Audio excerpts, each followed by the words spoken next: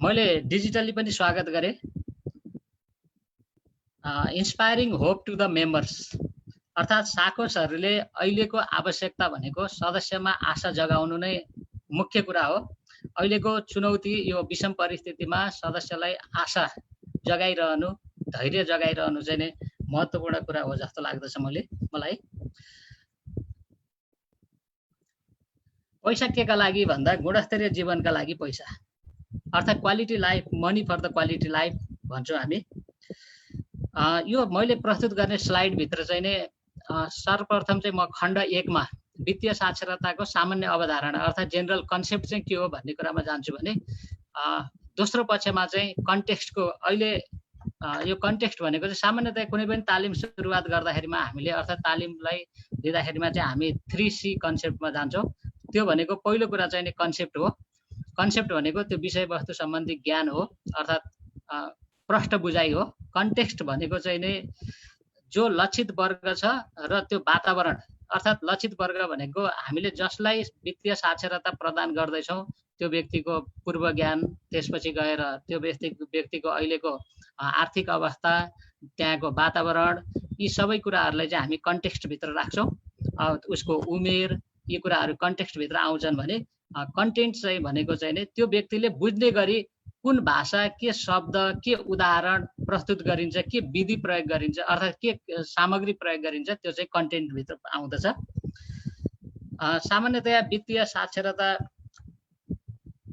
चाहिँ नि परिभाषालाई हेर्ने हो भने वित्तीय सचेतना, ज्ञान, सिप, धारणा र व्यावहारिक परिवर्तनको समग्रता नै वित्तीय साक्षरता हो, जसले मानिसलाई उचित वित्तीय निर्णय लिन सहयोग गर्दै मानिसलाई आर्थिक समृद्धि प्राप्त गर्न सहयोग गर्दछ भनेर organisation for economic cooperation and development अर्थात् यसलाई OECD पनि भनिन्छ सर्ट फर्ममा, उसले दिएको परिभाषा चाहिँ यस प्रकार रहेको छ।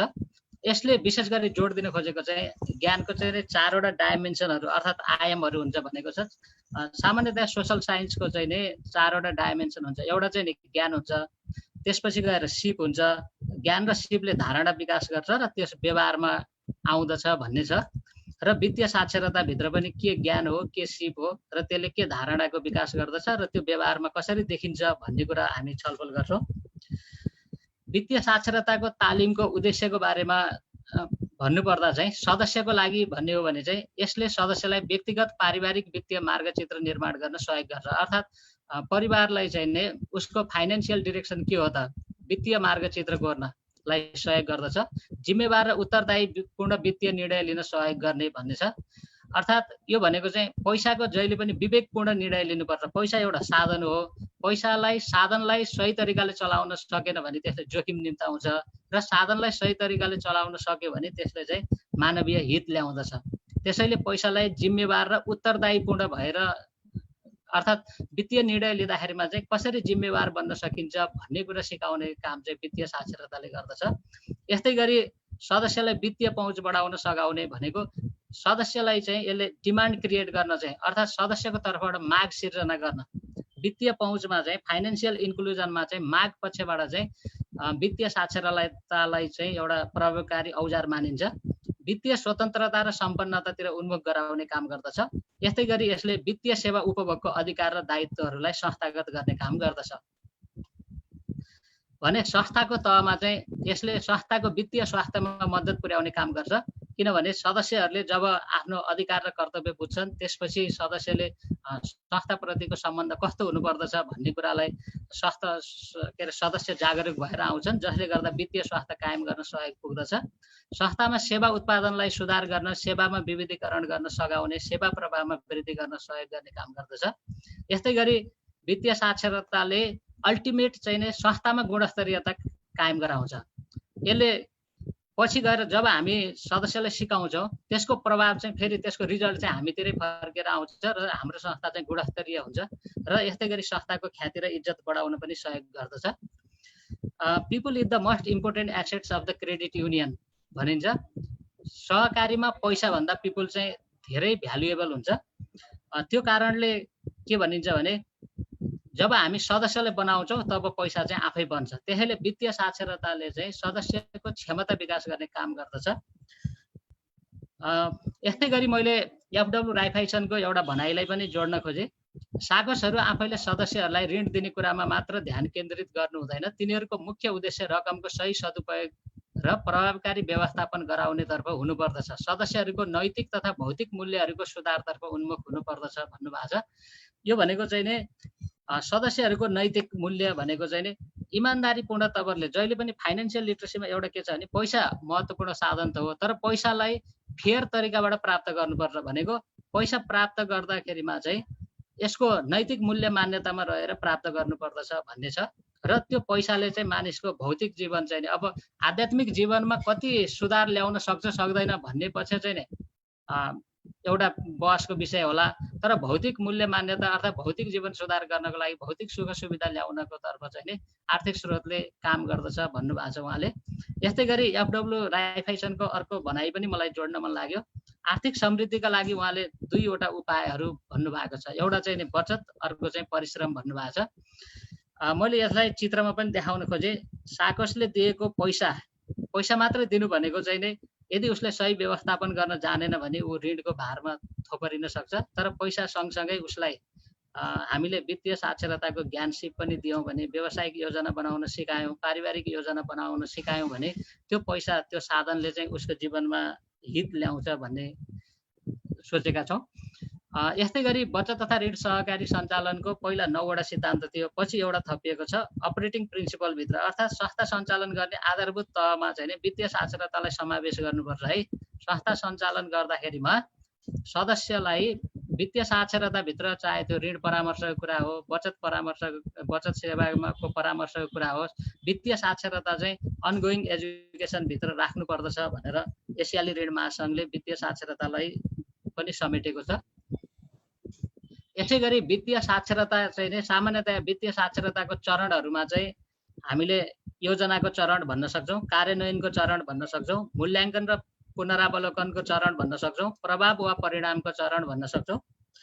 यो 4वटा चरणभरिमा सबैभन्दा पहिलो सुरुमा योजना। हामीले जहिले पनि वित्तीय साक्षरतामा चाहिँ नि सदस्यलाई योजना बनाउन सिकाउँछौँ।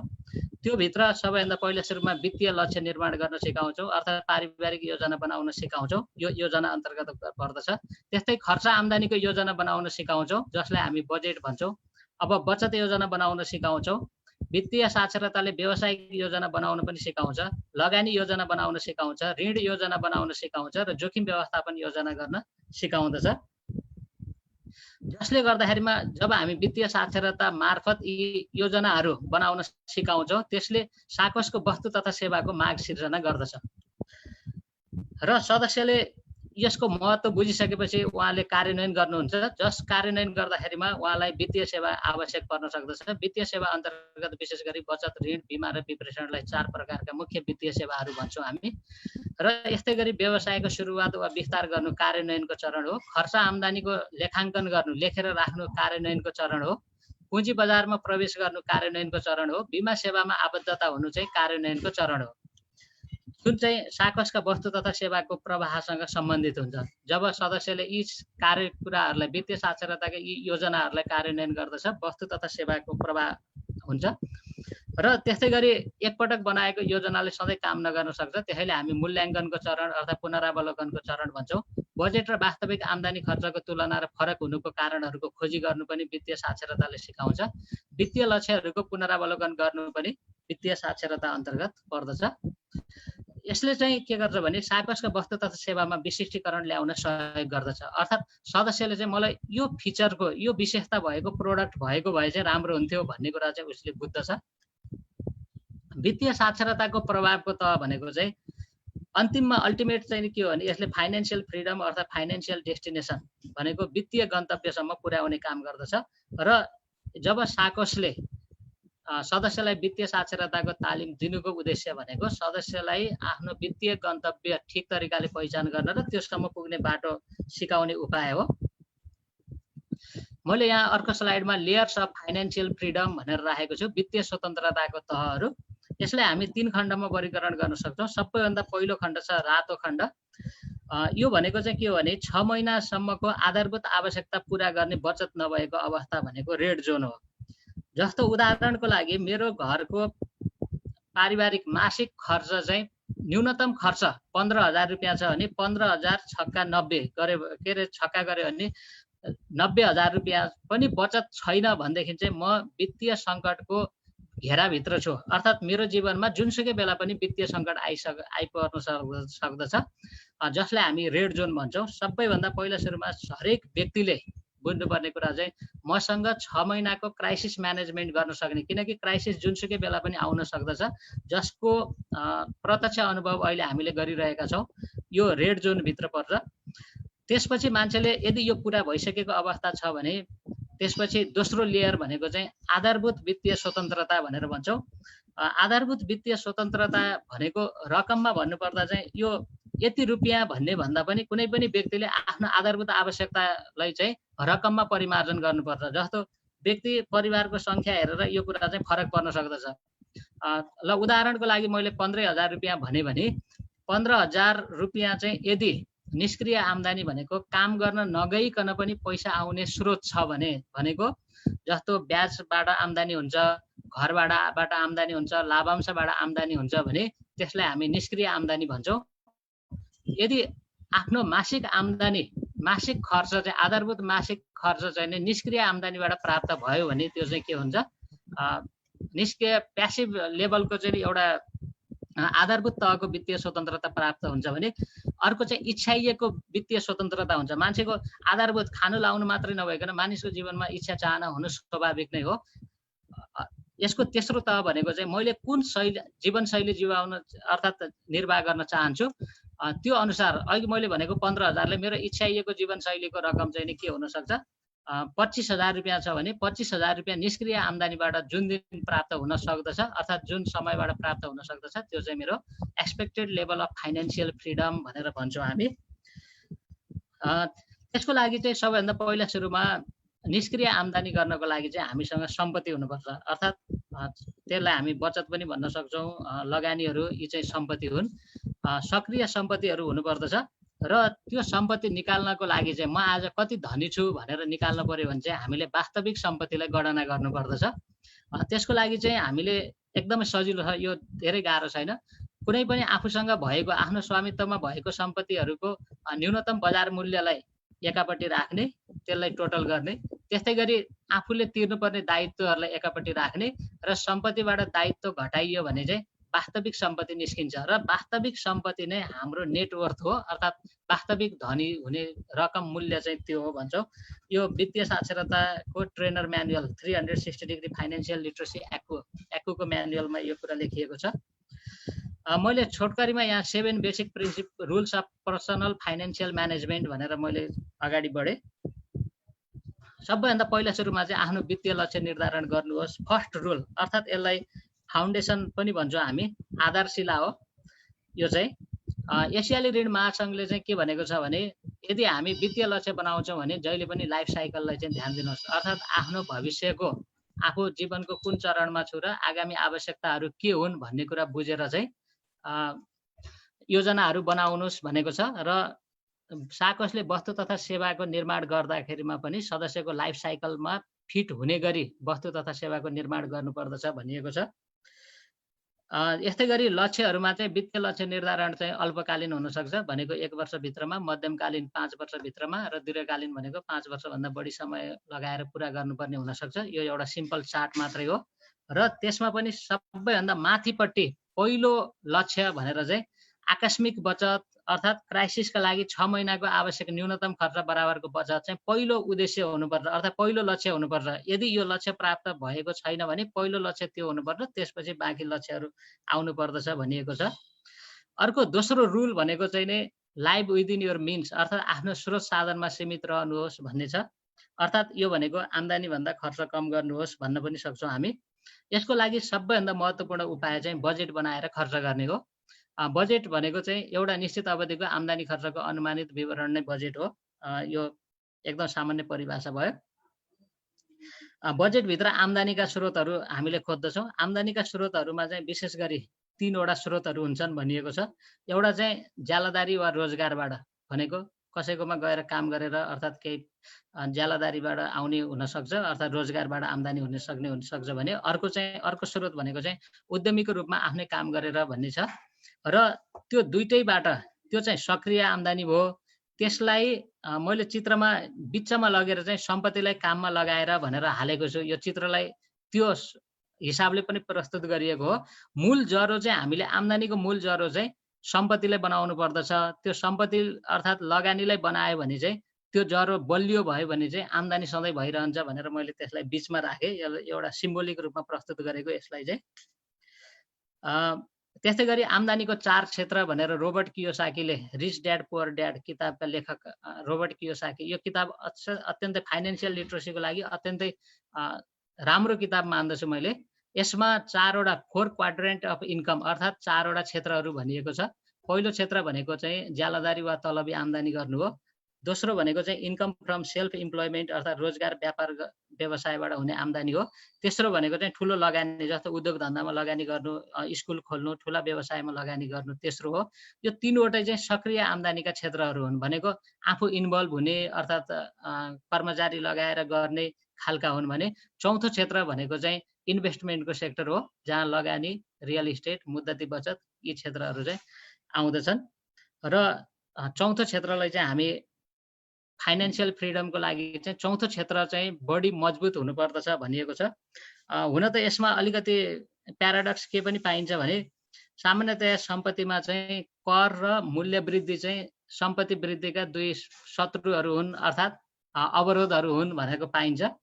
यसलाई पनि हामी र सम्पत्ति वृद्धि गर्दाखेरिमा जति हामी सम्पत्ति वृद्धि गर्छौँ त्यति नै कर दायित्व थपिँदै जान्छ र मुद्रास्फीति कुन दरमा गएर कुन दरमा जान्छ भन्ने कुरो हामीलाई थाहा हुँदैन। अब कर व्यवस्थापन गर्ने कुरा पनि हामी जस्तो लगानी गर्ने मान्छेलाई चाहिँ कर योजना बनाउन सिकाउँछौँ भने त्यो पनि वित्तीय साक्षरताभित्र जोडिने विषय हो। यस्तै गरी सम्पत्ति र दायित्वको इन्कम र एक्सपेन्सेस अर्थात् आम्दानी र खर्चसँगको प्रत्यक्ष सम्बन्ध हुन्छ। जब सम्पत्ति बढ्छ त्यसले आम्दानी बढाउन सहयोग गर्छ भने दायित्व बढ्छ भने खर्च बढाउन सहयोग गर्दछ। त्यस्तै गरी मैले यहाँ बजेटको प्रकारलाई चित्रात्मक तरिकाले प्रस्तुत गर्न खोजेँ। आम्दानी भन्दा खर्च बढी भयो भने घाटा बजेट हुन्छ। आम्दानी र खर्च बराबर हुनु जीविकोपार्जनको अवस्था हो भने आम्दानी बढी हुनु भनेको चाहिँ नाफा बजेट हो।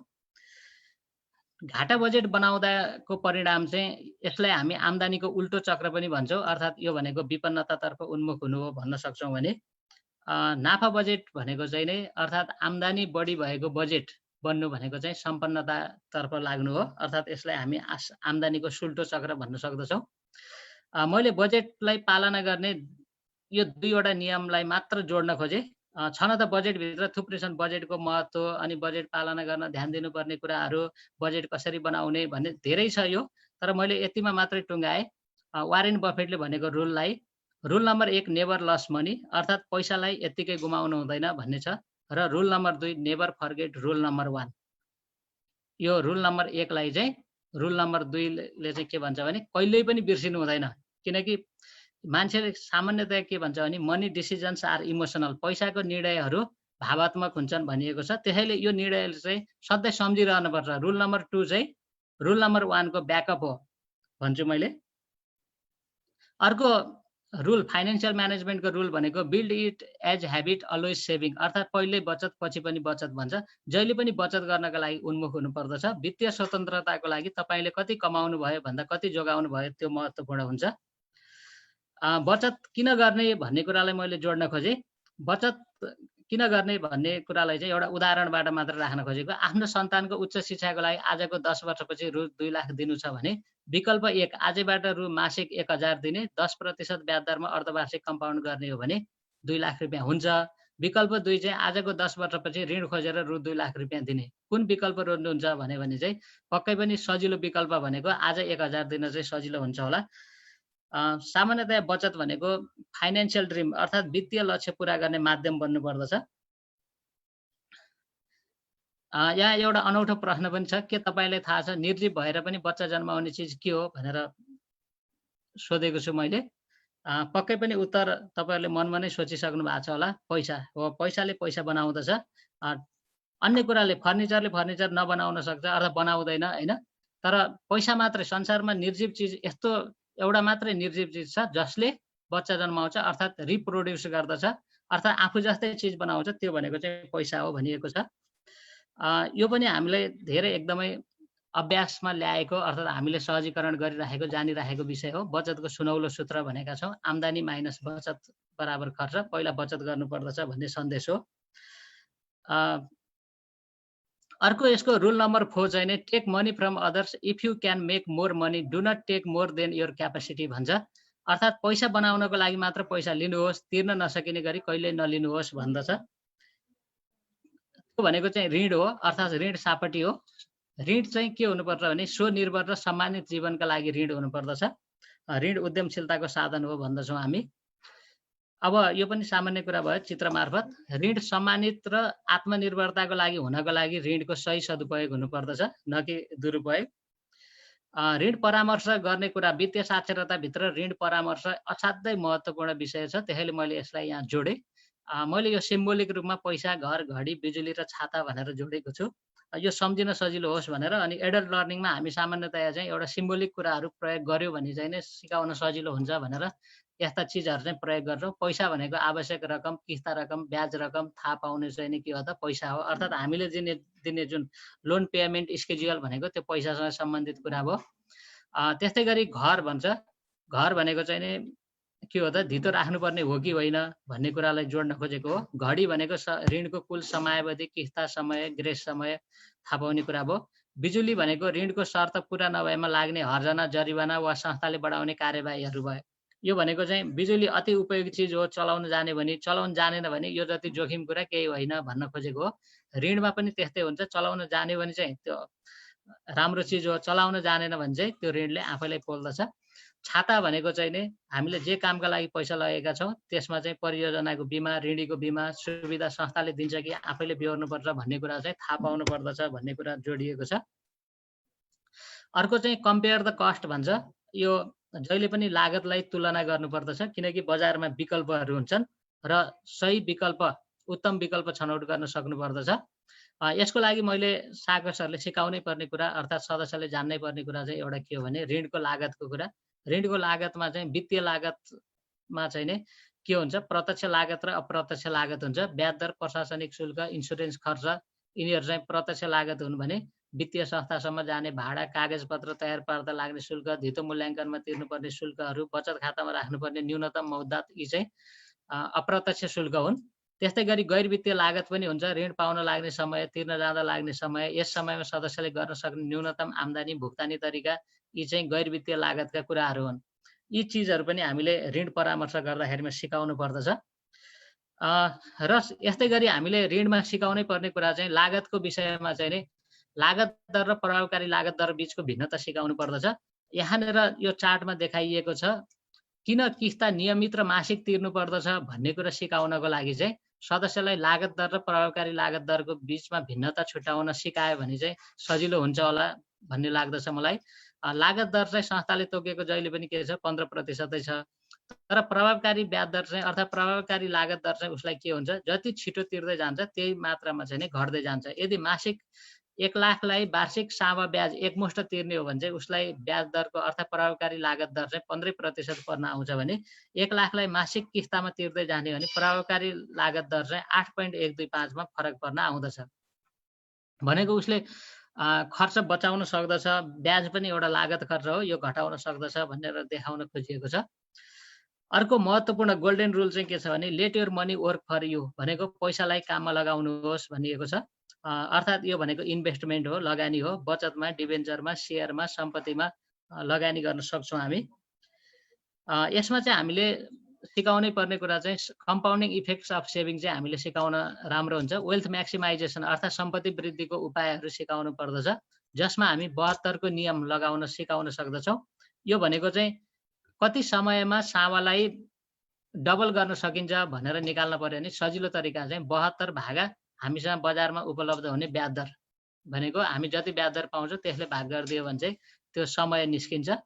यस्तै गरी हामीले बुझाउनै पर्ने कुरा अर्को चाहिँ नि सदस्यलाई बुझाउनै पर्ने कुरा चाहिँ इफेक्टिभ इन्ट्रेस्ट रेट र इन्ट्रेस्ट रेट्स भन्ने कुरा चाहिँ फरक हो। अर्थात् ब्याज दर र प्रभावकारी ब्याज दर भन्ने कुरा चाहिँ फरक हो भन्ने कुरा पनि सिकाउन सक्छौँ। जस्तो कि 1 लाख रुपियाँलाई 9% का दरले अब कसैले के भन्न सक्छ भने 9% ब्याज भन्न सक्छ, तर त्यो कम्पाउन्डिङ कहिले कसरी हुन्छ भन्ने कुराले चाहिँ प्रभाव पार्दछ भन्ने कुरा चाहिँ के हुन्छ भने 9% मात्रै वार्षिक हुने हो भने 9,000 मात्रै आउने भयो। तर त्यही 1 लाख रुपियाँ चाहिँ 8.75% ब्याज दरले चाहिँ क्वार्टरली कम्पाउन्डिङ हुने गरी राख्यो भने चाहिँ त्यो 9,041 रुपियाँ हुने भयो। भनेपछि ब्याज दर प्रभावकारी ब्याज दरमा हेर्दाखेरिमा चाहिँ 8.75 ले चाहिँ जित्यो। यो कुरा पनि हामी सदस्यलाई सिकाउन सक्छौँ।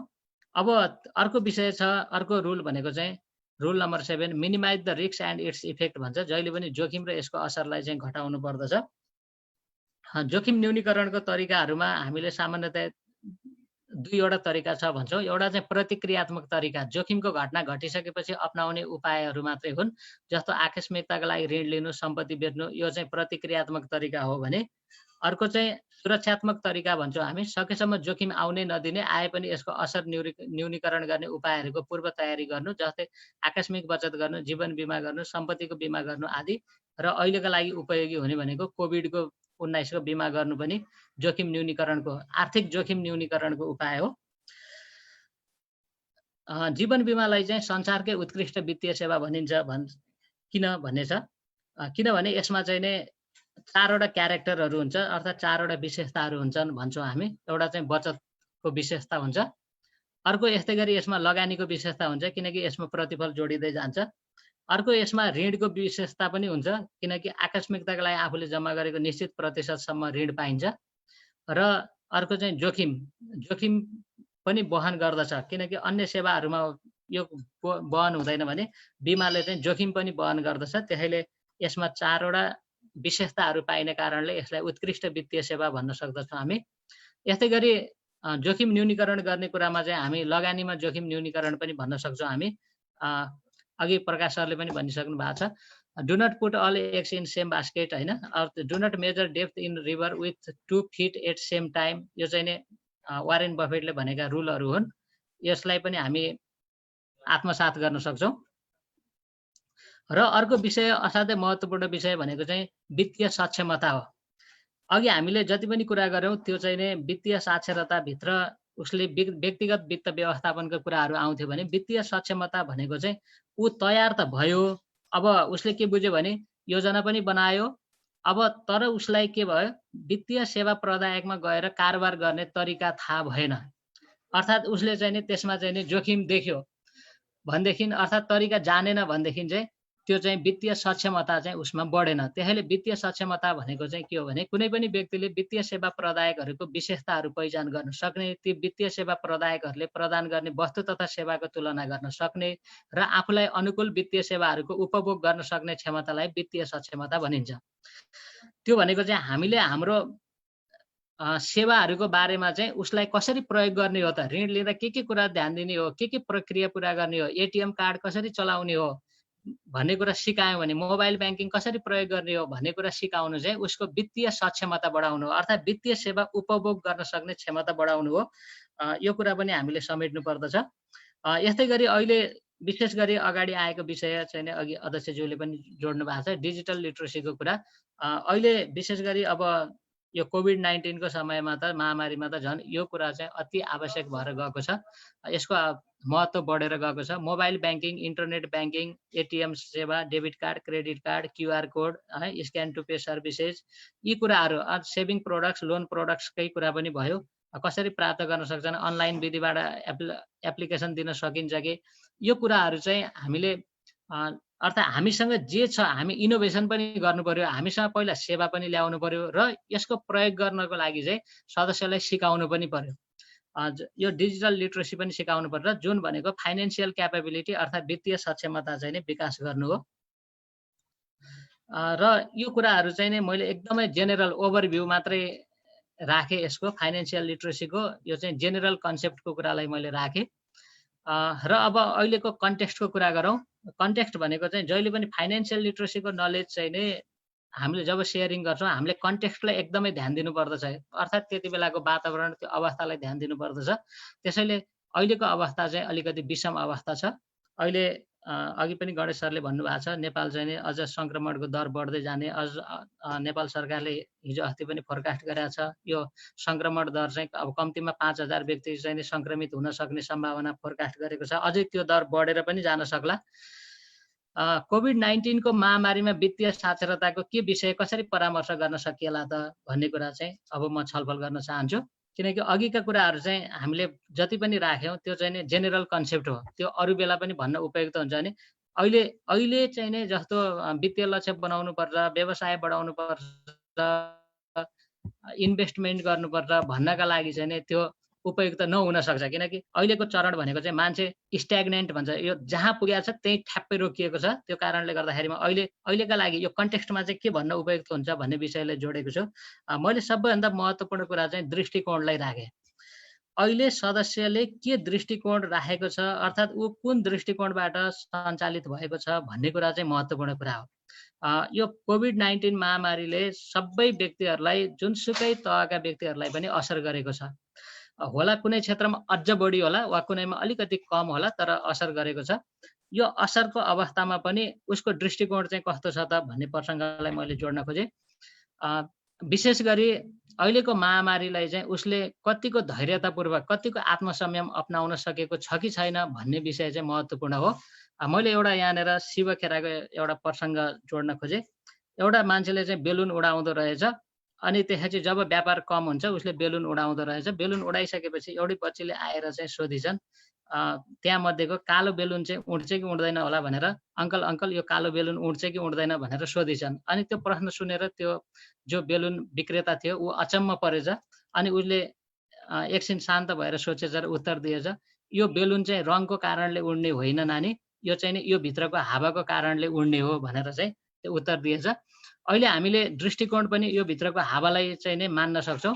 सदस्य कति नकारात्मक अवस्थाबाट उस चाहिँ असाध्यै ओहो मेरो त सबै कुरो सकियो भनिरहेको अवस्था छ कि, वा केही न केही मैले चाहिँ नि केही अझै पनि यो बेला चाहिँ धैर्य गर्ने बेला हो, यो मलाई मात्र परेको होइन, यो सबैलाई समस्या आएको छ भन्ने कुरा सोचेको छ भन्ने कुरा चाहिँ ऊ कुन दृष्टिकोणबाट चाहिँ उसको अहिले मानसिकता के छ भन्ने कुरा चाहिँ महत्त्वपूर्ण हुन्छ। र अहिले हामीले सिकाउनु पर्ने कुरा चाहिँ मलाई लागेको कुरा चाहिँ small did gives result rather than big talking, अर्थात् ठुला कुरा भन्दा सानो कामले परिणाम दिन्छ भन्ने कुरा चाहिँ हरेक व्यक्तिले सोच्न जरुरी छ जस्तो लाग्छ यो कन्टेक्स्टमा चाहिँ। जस्तो कि अहिले साना साना कुराहरू, जस्तो हिजो हामीले व्यस्तताका कारण भ्याएनौँ होला, अर्थात् यो कुरालाई हामीले त्यति महत्त्व दिएका थिएनौँ होला भने अहिलेको समयमा चाहिँ साना साना कुराहरू जस्तो कि परिवारको सदस्य छलफल गर्ने, परिवारको सदस्यको हेरचाह गर्ने, घरको सरसफाइ गर्ने, करेसाबारीको निर्माण गर्ने, कौशी खेती गर्ने, यी कुराहरू जति सक्दो उसले आफूलाई साना साना कामबाट पनि काममा इन्गेज राख्यो भने चाहिँ उसले सकारात्मक सोच राखेको छ भन्ने बुझिन्छ। Doing something is better than nothing, खाली बस्नुभन्दा केही गर्नु राम्रो हो भन्नु चाहिँ यो बेलाको यो यति बेला आत्मसात गर्नुपर्ने कुरा हो।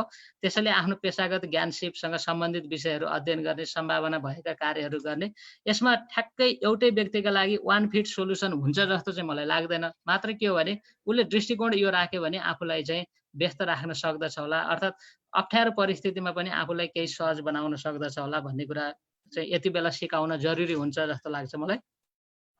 अर्को कुरा चाहिँ इमर्जेन्सी सेभिङको कुरा चाहिँ सिकाउन जरुरी हुन्छ होला, किनकि यति बेला चाहिँ मान्छेले ठ्याक्क रियलाइज गर्ने बेला हो। यदि उसँग छ मैले जानेछु मसँग इमर्जेन्सी सेभिङ छ है भन्ने कुरा पनि बुझ्ने भयो, यदि उसँग तयारी रहेनछ भने पनि उसले चाहिँ यो कुरा बुझ्न सक्ने भयो। त्यसैले यसमा चाहिँ के भनिन्छ भने always hope for the best but prepare for the worst, अर्थात् सधैँ राम्रोको अपेक्षा गर तर खराब परिस्थितिबाट बच्ने तयारी पनि गर भनिन्छ। यो इमर्जेन्सी सेभिङको कुरा चाहिँ सबैभन्दा महत्त्वपूर्ण कुरा हो। यो पनि पुरा नहुनु चाहिँ रेड जोनभित्र अघि जुन मैले लेयर्स अफ फाइनेन्सियल फ्रिडममा पनि यो कुरालाई राखिसकेको छु। तेस्रो कुरा चाहिँ हामीले सिकाउनै पर्ने कुरा चाहिँ अहिले सदस्यलाई खर्च, निड भर्सेस वान्ट्स, अर्थात् चाहना के हो र आवश्यकता के हो भन्ने कुरा छुट्याउन असाध्यै जरुरी छ हरेक व्यक्तिले। अर्थात् यो कुरा हामीले पनि हाम्रो व्यवहारमा मैले निड्स भर्सेस वान्ट्स छुट्याउन सके कि सकिनँ भनेर आफैलाई जज गर्नुपर्ने अवस्था छ। र अहिलेको बेला भनेको चाहिँ जहिले पनि यहाँ 3वटा रङ छुट्याइएको छ र यो रङका आधारमा चाहिँ आफूलाई हरियोभित्र सीमित राख्न सक्नु चाहिँ अहिलेको उपलब्धि हो। यो कुरा चाहिँ हामी सदस्यलाई सिकाउन सक्दछौँ, अर्थात् भन्न सक्दछौँ, आफ्नो व्यवहारमा ल्याउन सक्दछौँ। अर्को चाहिँ मितव्ययी जीवनशैली महत्त्वपूर्ण कुरा हो। अहिले चाहिँ हामीले सदस्यलाई अहिले दिन सकिने अर्थात् सिकाउन सकिने विषयहरू उपयुक्त विषय भनेको चाहिँ अब जस्तो यो सामग्रीहरूको चाहिँ कमी छैन जस्तो लाग्छ मलाई वित्तीय साक्षरताको, मात्र हामीले कसरी दिने, हामी कसरी तयारी हुने, कसरी प्रवाह गर्ने भन्ने कुरा मात्रै हो।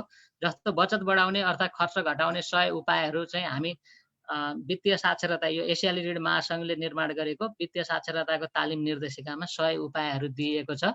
मैले केही उपाय मात्रै लिस्टिङ गरेको छु। यस्ता उपायहरू हामी आफै पनि बनाउन सक्छौँ। हाम्रो क्षेत्रअनुसार यस्ता उपायहरूको बारेमा चाहिँ हामी सदस्यलाई जानकारी गराउन सक्छौँ। अर्को चाहिँ उपयुक्त हुने, अहिले सिकाउन उपयुक्त हुने विषय चाहिँ खाद्य सञ्चितको उपायहरूको खोजी चाहिँ राम्रो हुन्छ होला। किनकि अहिलेको समयमा चाहिँ जुन सञ्चित हुने प्रकारका खाद्य सामग्रीहरू छन्, ती सामग्रीहरूको चाहिँ बढी माग आउँछ होला जस्तो लाग्छ मलाई। किनकि जुन छिटै डिस्पोज हुन्छन्, ती सामग्रीहरू जुन चाहिँ नि जोगाएर राख्न लामो समयसम्म राख्न सकिँदैन, ती सामग्री भन्दा पनि जुनलाई चाहिँ नि बिस्तारै प्रयोग गरेर लामो समयसम्म प्रयोग गर्न सकिन्छ अर्थात् राख्न सकिन्छ, ती सामग्रीको खोजी चाहिँ बढी हुन्छ होला। त्यसैले जे छ सम्भव हुने कुरालाई मात्र जोड्न खोजेको मैले।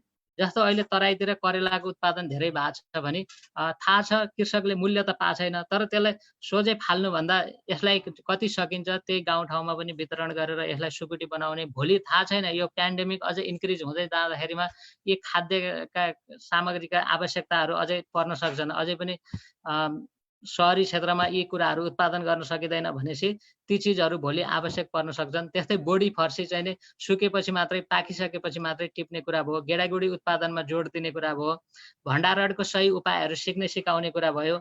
भनेको अहिले मान्छेले बल्कमा त किनेर राखेको छ, तर त्यसलाई ठिक तरिकाले चलाउन राख्न नजानेर कुहिएको हुनसक्छ। मान्छेले 20 किलो पिठो किनेर लग्यो, 10 किलो खायो, 10 किलो फालेको अवस्था हुनसक्छ। भनेपछि त्यसलाई कसरी जोगाउन सकिन्छ भन्ने विषय पनि महत्त्वपूर्ण हुनसक्छ।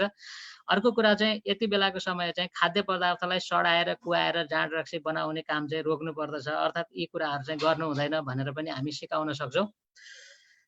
त्यस्तै गरी अहिले देखिएको भनेको अहिले उपयुक्त हुने कुराहरूमा चाहिँ कृषि कार्यमा प्रोत्साहन भन्न सक्छौँ हामी।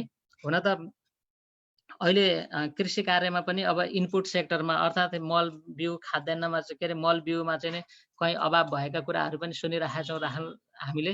तर पनि कृषि कार्यमा जो जहाँनिर छ उसले खाली जमिनलाई चाहिँ प्रयोग गर्ने कुरा, उत्पादन गर्ने कुरालाई चाहिँ जोड दिन सक्यो भने राम्रो हुन्छ होला। यस्तै गरी कृषिमा चाहिँ भण्डारण गर्ने कुराहरूलाई कसरी राख्न सकिन्छ, जस्तो अब मकै उत्पादन हुँदैछ, कृषकले मकैलाई कसरी भण्डारण गर्न सक्छन् भन्ने कुरालाई हामी सिकाउन सक्छौँ। मासु एवं अण्डाजन्य कृषि उपजमा जोड दिने, अहिले तुरुन्तै अहिले हिजो आजकै परिस्थिति चाहिँ त्यति चलायमान नभए पनि केही समयपछि यो चलायमान चाहिँ अलि सहज हुनसक्छ। त्यसैले यी उपजहरूमा पनि हामीले जोड दिन सक्छौँ। र अर्को चाहिँ अहिले अब देखिएको चाहिँ मलाई लागेको चाहिँ के हो भने परम्परागत घरमै बसेर गर्न सकिने कामहरूमा चाहिँ प्रोत्साहन गर्न सकियो भने भनेको यो जुन ट्रेडिसनल स्किल्स चाहिँ नै हस्तान्तरण हुन सकेको छैन। अब सबै ठाउँमा त यो सम्भव नहोला, तर जो ग्रामीण क्षेत्रमा बस्ने अर्थात् सञ्चालित हुने साकोसहरू छन्, अर्थात् सहरी क्षेत्रमा पनि कुनै सिपहरू हुन सक्छ भने यो सिपमा आधारित चाहिँ ट्रेडिसनल सिपमा आधारित कुराहरू चाहिँ कसरी साट्न सकिन्छ परिवारमा भन्ने कुरा पनि, जस्तो कि हजुरबुवाले बनाएको डोको बनाउन जान्नु भएको छ भने नातिले किन नसिक्ने भन्ने कुरा चाहिँ हामी चाहिँ नै सहजीकरण गर्न सक्छौँ। अब त्यस्तै गरी मकैको खोस्टाबाट बन्न सक्ने सामानहरू बनाउने, होइन, चकटीहरू बनाउने, यी कुराहरू हुन सक्लान्। परम्परागत कृषि औजारहरूको निर्माण गर्न सकिने कुराहरू आउन सक्ला। अर्थात् यस्ता थुप्रै उपायहरू हुन सक्लान् जुन कुरा चाहिँ नै अहिलेका लागि उपयोगी हुन सक्छन्। जस होम बेस्ड इकोनोमी चाहिँ नै हामीले अहिले प्रमोट गर्नुपर्ने कुरा छ। र अर्को कुरा चाहिँ वित्तीय साक्षरतासँग डाइरेक्ट नभए पनि पैसा मात्रै, जीवनका लागि पैसा मात्रै अन्तिम तत्त्व होइन। किनकि स्वास्थ्य, शिक्षा भन्ने कुरा पनि जोडिने हो। पैसाको उपयोगिता आउने चिजहरू भएको कारणले गर्दा अहिलेको आवश्यकता भनेको चाहिँ स्वास्थ्य र आरोग्यता सम्बन्धी सचेतना अर्थात् मनोसामाजिक परामर्श पनि असाध्यै महत्त्वपूर्ण हुन्छ। तनावका लक्षणहरू के हुन सक्छन्, तनाव घटाउने उपाय के हुन सक्छ, आर्थिक चिन्ता कसरी हटाउने, परिवारको सदस्यको हेरचाह कसरी गर्ने, आफूसँग साथमा नभएको परिवारको सदस्यको हेरचाह कसरी गर्ने, बैंक तथा वित्तीय संस्थामा जाँदा के कुरामा ध्यान दिने, सामान खरिद गर्न जाँदा अपनाउनु पर्ने सावधानीहरू, विश्व स्वास्थ्य सङ्गठनले जारी गरेका स्वास्थ्य सचेतना सम्बन्धी जानकारीहरू, यी कुराहरू चाहिँ हामीले सदस्यहरूलाई अहिले सिकाउन यो कन्टेक्स्टमा चाहिँ हामीले यी कुराहरू सिकाउन चाहिँ उपयुक्त हुन्छ होला जस्तो लाग्छ मलाई।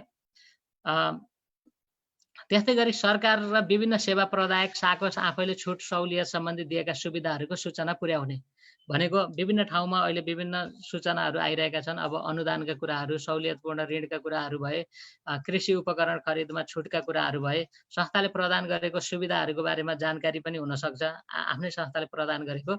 यो कुरा चाहिँ हामीले कति सदस्यले पुग्यो त? हामीले सबै सदस्यले यो जानकारी दिन सक्यौँ कि सकेनौँ? यो कुरा पनि अहिलेका लागि चाहिँ हाम्रो सदस्यहरूलाई यो सूचना चाहिँ पुरा, अर्थात् विभिन्न समयमा यस्ता सूचना आछन् भने यसलाई अद्यावधिक गराउने, यी सूचनाहरू दिने काम पनि गर्न सक्छौँ हामीले। र अहिले सदस्य शिक्षाको लागि उपयुक्त सामग्री र माध्यमहरूमा चाहिँ सामग्रीहरूमा चाहिँ अब अडियो सामग्री अहिले सबैसँग हामीसँग चाहिँ स्मार्टफोन छ। हामीले यदि चाह्यौँ भने अडियो सामग्री निर्माण गर्न कुनै गाह्रो हुन्छ जस्तो लाग्दैन मलाई। त्यस्तै गरी पोस्टर निर्माण भनेको चाहिँ डिजिटल पोस्टर भन्न खोजेको हो। यो चाहिँ हामीले फेसबुकमा अपलोड गर्ने पोस्टरहरू बनाउन सक्छौँ। त्यस्तै गरी दृश्य सामग्रीहरू पनि हामी निर्माण गर्न सक्छौँ। र अर्को चाहिँ के गर्न सकिन्छ भने सदस्यबाट सदस्यलाई शिक्षा। अहिले समुदायमा जसले सकारात्मक सोच राखेका छन्, अझै पनि केही न केही यो कठिन परिस्थितिमा पनि सक्रिय जीवन बिताएका मान्छेहरू लाई चाहिँ बाट चाहिँ केही सन्देश लिएर फेरि त्यो आफ्नै सदस्यहरूलाई दिने, सदस्यबाट सदस्यलाई शिक्षा कार्यक्रम पनि चलाउन सक्छौँ हामीले। हाम्रै सदस्यहरू पनि विभिन्न पेसासँग सम्बन्धित हुनुहुन्छ। उहाँहरूबाट केही जानकारीमूलक सामग्रीहरू बनाउने, निर्माण गर्ने, रेकर्ड गर्ने र अन्य सदस्यहरूलाई जानकारी दिने गर्यो भने लोकल मान्छेले त्यही ठाउँमा गरेको कुरा चाहिँ अझ बढी प्रभावकारी पनि हुनसक्छ। किनकि जीवनशैलीका कुराहरू गर्ने भने त उसले गर्न सकेका छ भने मैले किन गर्न सक्दिनँ र भनेर सदस्यलाई अझ विश्वास बढी हुन सक्दछ। र सम्प्रेषणको माध्यमहरूमा चाहिँ अहिले प्रयोग गर्न सकिने भनेको स्थानीय रेडियो, स्थानीय टिभी च्यानलहरू, माइकिङ, फेसबुक, मेसेन्जर, भाइबर नै हुन्। र यस्तै गरी सकिन्छ भने, सम्भव हुन्छ भने हामी प्रविधि मार्फत जो बिस्तारै यो अभ्यास गर्दै जानुपर्छ जस्तो लाग्छ मलाई। प्रविधि मार्फत सदस्यहरूसँग छलफल गर्ने जुम, गुगल मिट अर्थात् विभिन्न अन्य पनि माध्यमहरू छन्। यी माध्यमहरू प्रयोग गर्न सक्यौँ भने चाहिँ नै हामी जोडिन सक्छौँ होला। र अन्त्यमा मैले यसलाई कन्क्लुजन चाहिँ कसरी गरेँ भने वित्तीय साक्षरता चाहिँ अङ्क र अक्षरको मात्र ज्ञान होइन, यो बिल्कुलै व्यावहारिक शिक्षा हो। के छ भने ज्ञान र सिपको बारेमा वित्तीय साक्षरताका प्रशस्त सामग्रीहरू निर्माण भइसकेका छन् र यो धेरैजनाले, किनभने सबै मान्छेको आफ्नो, मैले अघि नै भने खाली कोही पनि खाली छैन, कोही पनि भरि छैन भनिसकेको छु सुरुमै। त्यो हिसाबले हामीलाई ज्ञान र सिपको कुरामा चाहिँ कमी छैन, तर व्यावहारिक प्रयोग कति भयो, वित्तीय साक्षरताले मान्छेको लाइफमा चाहिँ के चेन्ज आयो भनेर यसको अध्ययन हुने, अर्थात् आफैले पुनरावलोकन गर्ने, हेर्ने कुरा चाहिँ एकदमै कम छ। अर्थात् हाम्रो जीवनमा परिवर्तन आउन चाहिँ हामीले कति हिसाब गर्न जान्यौँ, बजेट बनाउन जान्यौँ कि जानेनौँ भन्दा पनि त्यसलाई व्यावहारिक रूपमा उतार्न जान्यौँ कि जानेनौँ भन्ने कुराले चाहिँ प्रभाव पार्छ भन्न चाहन्छु म। त्यसैले व्यावहारिक शिक्षाको पहिलो प्रयोगशाला चाहिँ आफै बन्नु पर्दछ भन्छु मैले। किनभने सहकारीले सिकाउने मात्रै होइन, सहकारीमा जसले सिकाउनुहुन्छ, जो महत्त्वपूर्ण भूमिकामा हुनुहुन्छ, किनभने हामी चाहिँ नै असाध्यै महत्त्वपूर्ण भूमिकामा छौँ।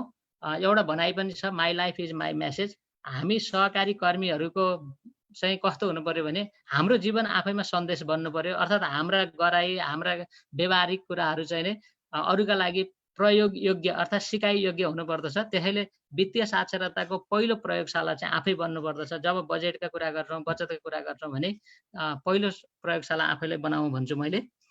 र तेस्रो कुरा चाहिँ अहिलेको ठुलो मानवीय चुनौती भनेको चाहिँ धैर्यता गुमाउनु हो। मान्छे असाध्यै चञ्चल छ र यो चञ्चलतापन, यो अस्थिरताले मान्छेलाई झन् जोखिमतिर लैजान सक्छ। त्यसैले अहिलेको समय भनेको चाहिँ धैर्य गर्ने हो, आत्मसंयम नगुमाइकन बस्ने हो। त्यसैले म यहाँहरूलाई चाहिँ नै स्टे सेफ, स्टे होम भन्न चाहन्छु र यहाँहरूको स्वास्थ्य सुस्वास्थ्यको कामना गर्दछु र चाँडै नै यो कोभिड-19 को महामारीबाट हामी सकेसम्म मुक्त भयौँ भन्ने शुभेच्छा राख्दै मेरो प्रस्तुतिलाई यहीँ अन्त्य गर्दछु। हस्, धन्यवाद।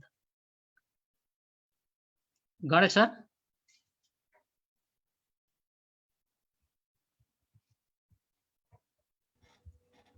हेलो। धन्यवाद। हस्, धन्यवाद प्रेमजी, यहाँको उत्कृष्ट प्रस्तुतिको लागि।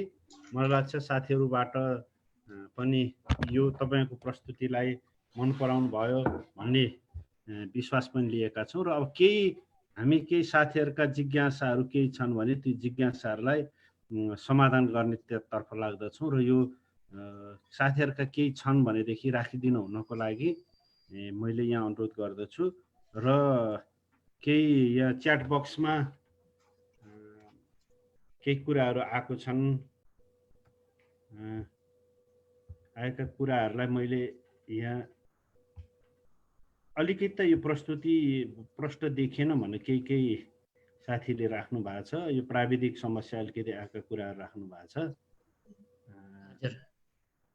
अब सहकारीहरूले यो ब्याज लिएर सावालाई अलि पछि लिन मिल्छ कि नै यो विषम अवस्थामा भनेर उहाँको अहिलेको लेटेस्ट कुराहरू चाहिँ आएका इस्युलाई राख्नु भएको छ यहाँ यो रमा।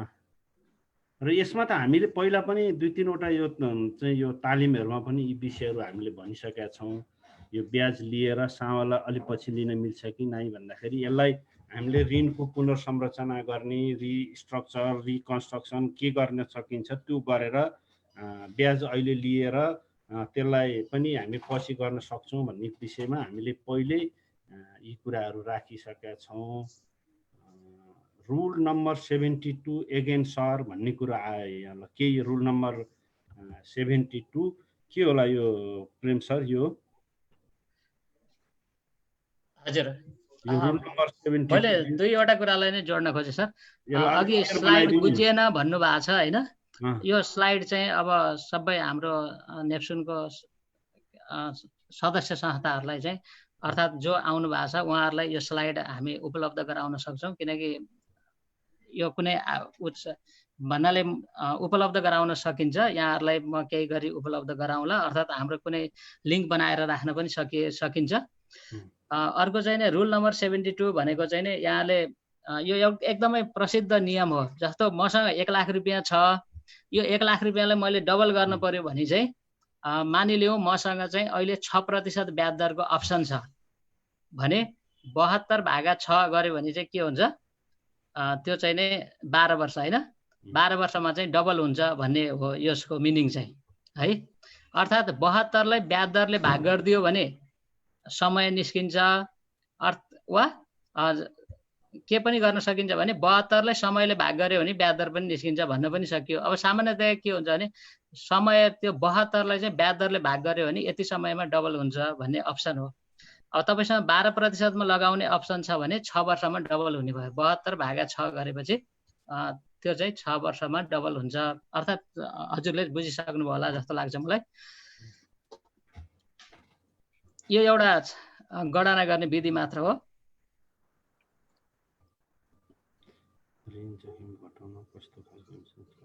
अनि अर्को एउटा क्वेसन के आछ भन्दाखेरि यो ऋण जोखिम घटाउन कस्तो खालको इन्सुरेन्स गर्न सकिन्छ होला सर? प्रकाश पारिदिनु होला प्लिज भनेको छ होला। यो ऋण जोखिमसँग यही वित्तीय कुरालाई नै ऋणसँग जोडेर गर्नु भएको छ, यसलाई अलिकति क्लियर बनाइदिनु न। हजुर उहाँ के अरे रञ्जित सरले सोध्नुभयो चक्रिय ब्याजमा हो सर भन्नुभएको छ। हो सामान्यतया चक्रिय ब्याजमै हो छिटो हुने चाहिँ। यो एकदम जेनरल रुल हो, मान्छेलाई सजिलो बनाउनको लागि हो। ठ्याक्कै डबलै भन्दा पनि अलिकति कम चाहिँ हुन्छ है। फेरि त्यो 100% चाहिँ हुँदैन, त्यो 99 point समथिङ हुन आउँछ है त्यो चक्रिय ब्याजमा जाँदा पनि। तर सामान्यतया मान्छेलाई सम्झिन सजिलो के हो भने 72 ब्याज दर गरेपछि चाहिँ पैसा डबल हुन्छ भन्ने हो। यो इन्सुरेन्सको कुरा त अहिले हामीले प्राय जसो अभ्यासमा ल्याएको भनेको चाहिँ कुनै पनि व्यक्तिले ऋण लग्यो भने चाहिँ नि सामान्यतया परियोजनाको इन्सुरेन्स गर्ने चलन चाहिँ एकदमै कम छ। कस्तो छ भने ऋणीको कुनै बाइचान्स एक्सिडेन्टबाट इन्सुरेन्स के अरे एक्सिडेन्ट भयो भने चाहिँ ऊ जो कमाउने मान्छे हो ब्रेड विनर नै गुमेको अवस्थामा उसको सम्पत्ति लिलाम गर्नु हुँदैन भनेर दुर्घटना बिमा गरेको चाहिँ यो एकदमै आम चलन छ। ऋणीको अर्थात् प्रत्येक सदस्यको दुर्घटना बिमा गरिदिने वा ऋणीको जति ऋण लान्छ त्यति बराबरको दुर्घटना बिमा गरिदिने चलन छ। तर हुनुपर्ने चाहिँ के हो भने सामान्यतया यो चाहिँ परियोजनाको बिमा हुनुपर्ने हो। परियोजनाको बिमा भनेको उसले जे काम गर्छ, जस्तो गाई पालनका लागि लान्छ भने गाईको बिमा गर्ने भयो, उद्योग सञ्चालन गर्छ भने उद्योगको बिमा गर्ने भयो, त्यहाँका मेसिनरी औजारहरूको बिमा गर्ने कुरा चाहिँ महत्त्वपूर्ण हुन आउँछ। बिमा कम्पनीसँग बुझेर यो चाहिँ हामीले बिमा गर्न सक्दछौँ। हजुर गणेश सर अरू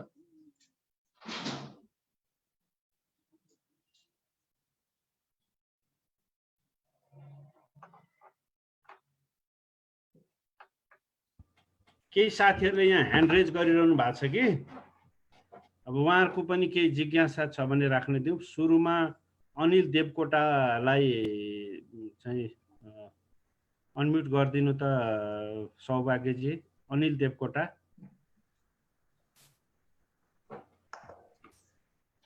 सर मैले गरेको उहाँले पनि त्यहाँ गर्नु पर्दो रहेछ सर। हो हजुर अनिलजीले पनि त्यहाँ अनम्युट गर्नु। अनिलजी, अनिल देवकोटा यहाँले ह्यान्ड रेज गरिरहनु भएको छ। यहाँका के जिज्ञासा छ भने राख्नको लागि मैले अनुरोध गरेँ। यो प्लेटफर्म उपलब्ध गराएँ मैले यहाँलाई। खोइ उहाँले आफूले के गर्नुभयो। अब एम सुर्खाली उहाँलाई दिनु त। ल एमजी हो हजुरले त्यो उहाँको तपाईँको अनम्युट भइरहेको छ, म्युट गर्नु न एम सर। हेर्नु त।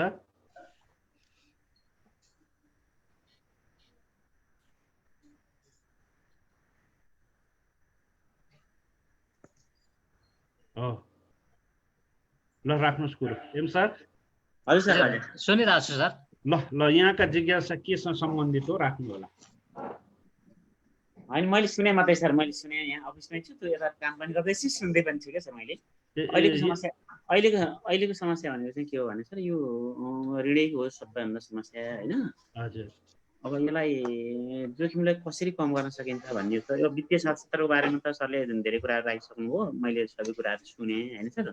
अब यो किस्ता भन्दा ब्याज मात्रै लिएर पछि उहाँको कमाइ अब लकडाउन सकिसकेपछि त्यो कमाइले चाहिँ पछि तिर्दाखेरि कस्तो हुन्छ भन्ने एउटा मेरो प्रश्न हो सर। अर्को भनेको के हो भने यतिखेर लगानी गर्दाखेरि ठुला लगानीलाई भन्दा सानो लगानी नै गर्नुपर्ने हुन्छ होला भन्ने एउटा सुझाव माग्नु थियो सर मैले।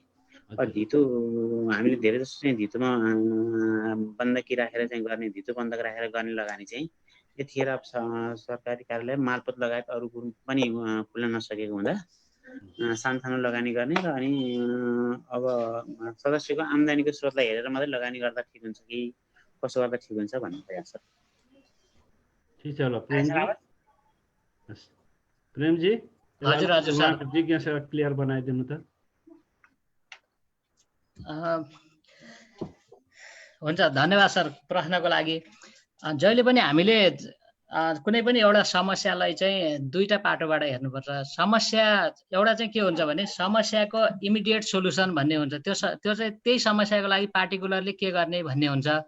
अर्को चाहिँ त्यो समस्या आइसकेपछि त्यस्तै समस्या थप नआउनको लागि त्यसको कारणमा जाने कि समस्याको कारण के हो भनेर खोजी गर्ने र आगामी दिनमा त्यो समस्या समाधानको लागि उपायहरू खोज्ने, यो दुईवटै कुरा हामीले सोच्नु पर्दछ। अहिलेको लागि भनेको चाहिँ करेक्सन मात्रै हो, करेक्टिभ एक्सन्स होइन कि अहिलेको लागि हामीले गर्न सक्ने भनेको करेक्सन मात्रै हो। अहिलेको परिस्थिति चाहिँ मान्छेले नसोचेको अवस्था हो। यो आउँछ भनेर कसैले परिकल्पना गर्नै सकेको थिएन र यो एकदमै बिल्कुलै फरक भएको कारणले गर्दाखेरिमा सक्छ भने सदस्यले ब्याज लिने कुरा भयो एउटा कुरो होइन। अर्को कुरो मलाई के लाग्छ भने अब ठ्याक्कै वान फिट सोल्युसन भन्दा पनि मान्छेसँग केही पैसा छ भने जोसँग सम्पर्क छ उसैले तिर्छ कि। मैले विभिन्न संस्थाहरूमा सहजीकरण गर्न जाँदाखेरिमा विभिन्न यो क्वालिटी एस्युरेन्सको प्रोग्राममा जाँदाखेरिमा पनि के भेटेको थियो भने सामान्यतया त्यो बचतकर्ताले चाहिँ के गर्दो रहेछ भने पसलेले जो सङ्कलक पहिला आउँछ उसले बढी पैसा दिएर पठाउँदो रहेछ कि। भनेको जो पहिला आउँछ हो भने जस्तै गरी यति बेला हामीले सदस्यसँग कति सम्पर्क कायम गर्न सक्छौँ, त्यो सम्पर्क चाहिँ नै फेरि के हो भने यति बेलाको सम्पर्क चाहिँ टिममा हुनुपर्छ है। फेरि जस्तो सरले मात्रै सम्पर्क राख्ने भन्दा पनि जो व्यक्ति जहाँ छ, हामीसँग सञ्चालक समिति हुनुहुन्छ, ऋण उपसमिति हुनुहुन्छ, हरेक व्यक्तिले सदस्यसँग सम्पर्क राख्न सक्यो भने चाहिँ नै एउटा केही न केही विन विन सिचुएसनमा, अर्थात् यति बेलाको समय भनेको रिसोर्स सेयरिङ हो। भोलि आवश्यक पर्यो भने संस्थाले हेर्छ, भोलि के हो भने ब्याज मात्रै तिर्नुभयो भने तपाईँ असल ऋणीमा गणना हुनुहुन्छ। त्यो कारणले गर्दाखेरिमा छ भने चाहिँ तिर्नुहोस् भनेर कन्भिन्स गर्न सकिन्छ। तर यसको मतलब फेरि बाध्य बनाउन चाहिँ हुँदैन है। ब्याङ्क अब जस्तो ब्याङ्किङ सेक्टरमा जसरी प्रेसर दिइन्छ त्यसरी नै दिन चाहिँ हुँदैन। अब मात्रै के हो भने यति बेला चाहिँ रिसोर्स सेयरिङ चाहिँ मस्ट इम्पोर्टेन्ट कुरा हो। तपाईँसँग जे छ भने चाहिँ सेयर गर्नुहोस् है, हामी पनि बाँच्नुपर्छ। यदि तपाईँ नै बाँच्ने जोखिममा हुनुहुन्छ भने फेरि हामी सहयोग गर्छौँ भन्न चाहिँ छुटाउनु हुँदैन जस्तो लाग्छ मलाई चाहिँ। र अर्को कुरो लगानी गर्दाको कुरामा त सरले जे भन्नुभएको छ मैले त्यही उत्तर नै थपेँ। त्यसैले उत्तर माने। यति बेला भनेको चाहिँ के हो भने धितोले थाम्छ, उसको ऋण घट्दै गएको छ भने तपाईँले केही थप्न सक्नुहुन्छ वा माइक्रो क्रेडिट दिने नै हो, त्यो बाहेक अरू उपाय त छैन। सरलाई मैले उत्तरमा न्याय गर्न सकेँ कि सकिनँ, मेरो चाहिँ यति नै हो सर।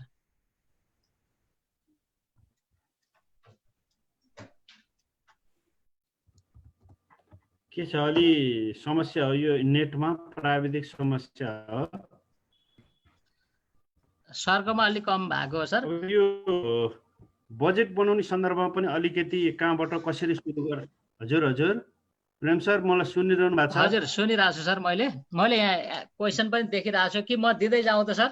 हुन्छ। यहाँले लागेको कुराहरू, यहाँ आएका जिज्ञासाहरूलाई मैले अलिकति फेसिलिटेसन गर्छु। जस्तै बजेट तयार पार्नुपर्छ भन्नेकोमा कसरी सुरु गर्ने भनेर सोध्नु भएको छ, त्यसमा पनि अलिकति यहाँले क्लियर बनाइदिनु न। धन्यवाद सर। अब अलिकति यो अझ जिज्ञासा बढ्दै गयो। मैले प्रस्तुतिमा यो कुराहरू राख्नलाई अलि समयको अभावले राखेको थिइनँ, तर प्रश्न आयो, यो एकदमै सान्दर्भिक छ। यो भनेको चाहिँ हामी यो वित्तीय साक्षरता कसरी सहजीकरण गर्छौँ, वित्तीय परामर्शको टेक्निक्स हुन्छ कि, अर्थात् एप्रोच हुन्छ, मेथड हुन्छ। त्यो 3वटा मेथड हुन्छ। एउटा चाहिँ के हुन्छ भने साइकोलोजिकल एप्रोच भनेर भन्छ। त्यो भनेको चाहिँ क्लिनिकल एप्रोच पनि भन्न सक्छौँ हामी। त्यो भनेको सदस्यसँग इन्डिभिजुअली गएर एकजना सदस्यसँग बस्ने अनि त्यसपछि चाहिँ त्यही सदस्यसँग चाहिँ उसका सुख दुःखको कुरा, उसका आवश्यकताको कुराहरूको बारेमा परामर्श गर्ने एउटा विधि हुन्छ। अर्को चाहिँ बिहेभियरल एप्रोच भन्छ। त्यो भनेको चाहिँ मान्छेलाई सिफ्ट गरिदिने, जस्तो कि एकदमै जाँड खाने मान्छे थियो, उसको जडिया साथी धेरै थियो भने उसलाई खर्चै नगर्ने साथीसँगको सङ्गत लगाइदियो भने त्यसलाई चाहिँ बिहेभियरल एप्रोच भन्छ है। भनेको सिफ्ट गरिदिने कि उसलाई चाहिँ ठाउँ नै परिवर्तन गरिदिनेलाई त्यो एप्रोच भन्छ। अर्को चाहिँ प्र्याग्मेटिक एप्रोच भन्छ। त्यो भनेको चाहिँ एजुकेसन दिने एप्रोच हो। बेस्ट अफ द बेस्ट उपायहरू चाहिँ बताउने उपाय हो। यसको लागि हजुरले सहजीकरण गर्नको लागि चाहिँ सबैभन्दा पहिला सुरुमा मान्छेको उसकै अनुभवबाट सुरु गर्नुहोस्। बजेट बनाउन सिकाउने भनेको चाहिँ के सजिलो हुन्छ भने गएको महिना कति खर्च गर्नुभयो, कुन शीर्षकमा खर्च गर्नुभयो भनेर लेख्न लाउनुहोस्। अनि त्यसपछि आउँदो महिना कति, त्यही शीर्षकमा कति खर्च गर्नुहुन्छ र त्यस्तो यो महिना नभएको अब आउँदो महिना कुनै खर्च हुन्छ कि हुँदैन भनेर जानुभयो भने पनि हुन्छ। सजिलोको लागि चाहिँ के गर्नुपर्छ भने आम्दानीको स्रोतहरू पहिला माथि लेख्ने, केबाट आम्दानी हुनसक्छ। आम्दानी नियमित र अनियमित गरी 2 थरी हुनसक्छ। अब अर्को चाहिँ के हुनसक्छ भने मान्छेको सिजनल इन्कम र रेगुलर इन्कमको नेचर चाहिँ चिन्नु पर्यो। इन्कम जोडिसकेपछि इन्कम क्यास फ्लो बेसिसमा गर्नुपर्छ है यसलाई चाहिँ। जस्तो कि मङ्सिरमा आम्दानी हुन्छ भने मङ्सिरकै महिनामा लगेर लेख्नुपर्छ। बजेट बनाउँदा चाहिँ 12 महिनाको बनायो भने बल्ल ट्रु फिगर आउँछ।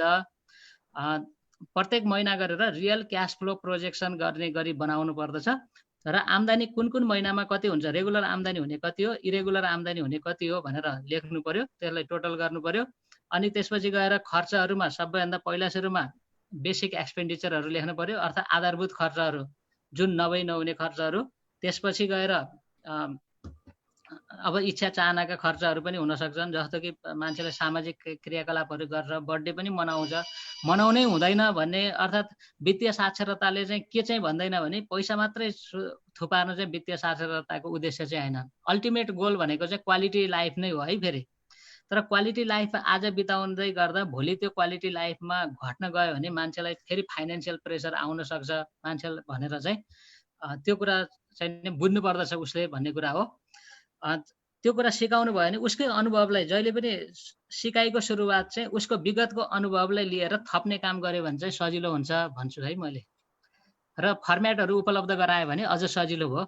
के खर्च हुन सक्छन् त्यसको एउटा फर्मेट उपलब्ध गरायो, प्राय हुने खर्चहरू, अनि अन्य भनेर लेख्ने ठाउँ राखिदियो। सदस्यलाई ल भर्नुहोस् भन्यो भने त भइहाल्छ। यो खासै गाह्रो विषय भएन। अर्को चाहिँ बरु यहाँ के रहेछ भने फोन नउठाउने जस्तो समस्या छ। यसको सदस्यको जानकारीको लागि फोन गर्दा राम्रो ऋणी सदस्यहरूको पनि फोन उठ्दैन। अब कसरी सम्पर्क गर्ने होला प्रेम सर भन्नुभएको छ होइन। अब यो त रिलेसनकै कुरा हो। अब यदि तपाईँको फोन उठ्दैन भने अब मल्टिपल च्यानल्स युज गर्नुहोस्। अब सञ्चालकको फोन उठ्न सक्ला, अर्थात् अरू कसैको उठ्न सक्ला। अनि फोनमा फेरि एउटा कम्युनिकेसन स्किल्स पनि हुन्छ होइन। कम्युनिकेसन स्किल्समा चाहिँ जहिले पनि सकारात्मक कुराबाट सुरु गर्नुपर्छ भन्छौँ हामी। सदस्यहरूसँगको हालचाल बुझ्ने, के छ, राम्रै हुनुहुन्छ भन्ने कुरा भयो। तर तपाईँले भनेको जस्तो समस्याहरू चाहिँ आउन चाहिँ सक्छ। फेरि त्यसको मतलब अहिले फोन नउठाउने जस्ता समस्याहरू चाहिँ हुन सक्छन्। बरु अब सदस्यलाई चाहिँ के चाहिँ हुनसक्छ भने अलिकति सजिलो भएपछि चाहिँ कतै टोलमा गएर जम्मा गरिदिने अर्थात् मान्छेलाई लिन पठाइदिने गर्न चाहिँ सकिन्छ कि। अब जस्तै अर्को एकजना यहाँ सोध्नु भएको छ, हाउ क्यान आई, यो कसरी यो यस्ता तालिममा म सहभागी हुन सकौँला भन्ने उहाँहरूको जिज्ञासा छ। मलाई यो तालिम केन्द्रसँग रिलेटेड नै उहाँको जिज्ञासा जस्तो लाग्यो। यो एउटा तालिममा मात्रै हो कि अन्य तालिममा मात्रै हो भन्ने कुराहरू यो क्वेसनबाट क्लियर भएन। इन दिस भनेपछि यो मात्रै भएपछि त अहिले यहाँ सहभागी भइरहनु भएको छ। त्यसै गरी हामीले यो तालिममा अरू तालिम केन्द्रबाट, नेप्सुनको तालिम केन्द्रबाट सञ्चालित अरू तालिमहरूमा सहभागीको लागि चाहिँ हामीले रजिस्ट्रेसनको व्यवस्था गरेका हुन्छौँ। र त्यो रजिस्ट्रेसनमा यहाँहरूले जसले नाम रजिस्ट्रेसन गर्नुभएको छ उहाँहरूलाई चाहिँ हामीले यो पासवर्ड र ID, meeting ID, zoom meeting ID र पासवर्ड पनि हामीले पठाउने गर्छौँ। त्यसरी यहाँ तालिममा सहभागी हुन सक्नुहुनेछ। र हामीले तालिमलाई चाहिँ रेगुलर दिनौँ गर्नुभन्दा पनि यसलाई 4-5 दिनको इन्टरभलमा तालिम गर्दाखेरि तयारीदेखि लिएर सबै कुराहरूमा नै सजिलो हुने हुनाले हामीले यो तालिमलाई त्यसरी 4-5 दिनको इन्टरभलमा गरिरहेका छौँ। अरू काम हामी इन्टरनल्ली पोलिसी लेभलको काम गरिरहेका छौँ। र मैले यहाँलाई यही बिचमा के जानकारी गराउँछु भने हामीले अब पर्सि 19 गते, मलाई लाग्छ 19 गते सोमबार, आज हामी 14 गते बुधबार छौँ, 19 गते सोमबार फेरि यो बिजनेस कन्टिन्युएसन प्लानिङ यहाँहरूले नोट गरिराख्न सक्नुहुन्छ। Business planning, business continuation plan अथवा व्यवसाय निरन्तरता योजना सम्बन्धी तालिमको आयोजना गरेका छौँ। र यसको रिसोर्स पर्सनको रूपमा हाम्रो नेप्सुनका व्यवसाय विभागका प्रमुख सञ्जय तिमिल सिन्हाले गर्नुहुने पनि मैले यहाँलाई जानकारी गराउन चाहन्छु। र अर्को यहाँ एउटा क्वेसन श्याम सुन्दर लामिछानेले सोध्नु भएको छ। अब यो प्रोभिजनको विषयमा सोध्नु भएको छ। यो ड्युरिङ एन्ड पेन्डेमिक महामारीको सन्दर्भमा यो विषयमा त हामीले ऋण व्यवस्थापन तालिममा नि भनेका छौँ। यहाँहरूको यो प्रोभिजनको कुराहरूमा अब अहिले यो जुन बन्दाबन्दी लकडाउन भए पश्चातका चाहिँ प्रोभिजनको कुराहरूलाई चाहिँ अहिले त्यति प्रोभिजन गर्नुपर्छ भनेर नियमनकारी निकायले पनि भनिरहेको अवस्था छैन, राष्ट्र बैङ्कले पनि भनिरहेको छैन। र त्योभन्दा अगाडिका जे अवस्था थियो त्यो छँदैछ। र यस पछाडिका कुराहरूलाई सर्टेन टाइमसम्म अब अहिले प्रोभिजन गरेर जानुपर्छ भन्ने कुराहरूमा त्यति भनिरहेको छ जस्तो मलाई लाग्दैन। यिनै कुराहरू यहाँहरूले राख्नु भएको छ। अरू कसरी खर्च कटौती गर्न सकिन्छ, अहिलेको विषम परिस्थितिमा कसरी खर्च कटौती गर्न सकिन्छ भनेर राख्नु भएको छ। प्रेमजी यो कुराहरू केही राखिदिनुहुन्छ? खर्च कटौतीको कुरा सोध्नु भएको छ। हजुर, ठिक छ सर, धन्यवाद। यो चाहिँ मैले एसियाली ऋण महासङ्घले बचत बढाउने अर्थात् खर्च घटाउने 100 उपायहरू भनेर एउटा एसियाली ऋण महासङ्घको ट्रेनर म्यानुअलमा पनि छ। अब मैले के जोड्न खोजेँ भने सामान्यतया चाहिँ खर्च घटाउने उपायको कुरामा चाहिँ यो एकदमै व्यवहारिक कुरा हो। मान्छेले चाहिँ निड के हो, वान्ट्स के हो भन्ने कुरा चाहिँ चिन्न सक्नु पर्यो होइन। के चाहिँ आवश्यकता हो भन्ने कुरा चिन्न सक्नु पर्यो। आधारभूत आवश्यकता भनेको चाहिँ अहिलेको परिस्थितिमा भनेको खाद्यान्न नै हो जस्तो लाग्छ मलाई। र अनि विशेष गरी चाहिँ 6 महिनासम्म भोलि इमर्जेन्सी पर्यो भने केही का लागि चाहिँ पैसा, अलिकति पैसा, अब कति सक्छ उसको क्षमता अनुसार चाहिँ पैसा जम्मा गर्नु चाहिँ अहिले उसको आवश्यकताभित्र पर्न सक्दछ। मितव्ययी हुने त थुप्रै उपायहरू छन्। त्यो अहिले अब पेन्डेमिकको बेलामा पनि एकदम युजफुल होला। सामान्यतया के हो भने यति बेला चाहिँ के सोध्नुपर्छ भने यति बेला पनि कमाउन सकिन्छ भन्ने कुरा चाहिँ सोध्नुपर्छ। जस्तो कि हामीले जसरी अहिले उदाहरणको लागि चाहिँ यति बेला के हो त, सिजनल फलफुल खाने अर्थात् सिजनको तरकारी खाने। हामीलाई हाम्रो चाहना के हुनसक्छ भने अफ सिजनको तरकारी खाँदा मिठो लाग्ने होइन, अर्थात् जुन महँगो छ त्यो खाँदा मिठो लाग्ने हुनसक्छ भने अहिलेको समयमा चाहिँ के गर्न सक्छौँ हामी, सिजनल अर्थात् जुन सस्तो तरकारी छ। अब सामान्यतया मान्छेले टेस्टलाई बढी प्रिफर गरिरहेको हुन्छ। मैले अघि पनि जोडिसकेका थिएँ, अहिलेको समय भनेको चाहिँ नि कलर सामान्यतया बजारमा चाहिँ के डिल हुन्छ भने साइजलाई लिएर कलरलाई लिएर यी कुराहरूमा चाहिँ एट्र्याक्सन दिइरहेको हुन्छ कि यी कुरा पो महत्त्वपूर्ण कुराहरू हुन् भनिरहेको हुन्छ। तर अहिलेको परिस्थितिमा चाहिँ हामीले कसरी खर्च भनेको एकदमै आवश्यक हो कि होइन भनेर चाहिँ आफ्नो आवश्यकताहरू प्राथमिकीकरण गर्ने हो र यो नभई जीवन चल्दैन भनेका कुरामा खर्च गर्ने हो, तर यो नभए पनि चल्छ भनेको कुरामा चाहिँ स्टप नै गर्ने हो। अहिलेको लागि चाहनाहरूमा चाहिँ हामीले चाहनाहरूलाई चाहिँ एकदमै कम गर्नुपर्दछ भन्न चाहन्छु मैले। हस् म यहाँ केही साथीहरूका ह्यान्ड रेज भएको छ, उहाँलाई चाहिँ अनम्युट गरिदिनु हुन अनुरोध गर्छु। विष्णु गिरीले बोल्न खोज्नु यहाँ ह्यान्ड रेज गरिरहनु भएको छ। उहाँका केही जिज्ञासा छन् भनेदेखि म राख्दिन अनुरोध गर्दछु।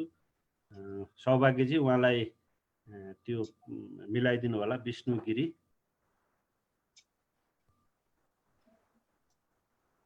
विष्णुजी खै उहाँ उपस्थित हुन सक्नु भएन। अनम्युट हुनै सकेन सर, उहाँले आफूले पनि गर्नुपर्ने हुन्छ हो।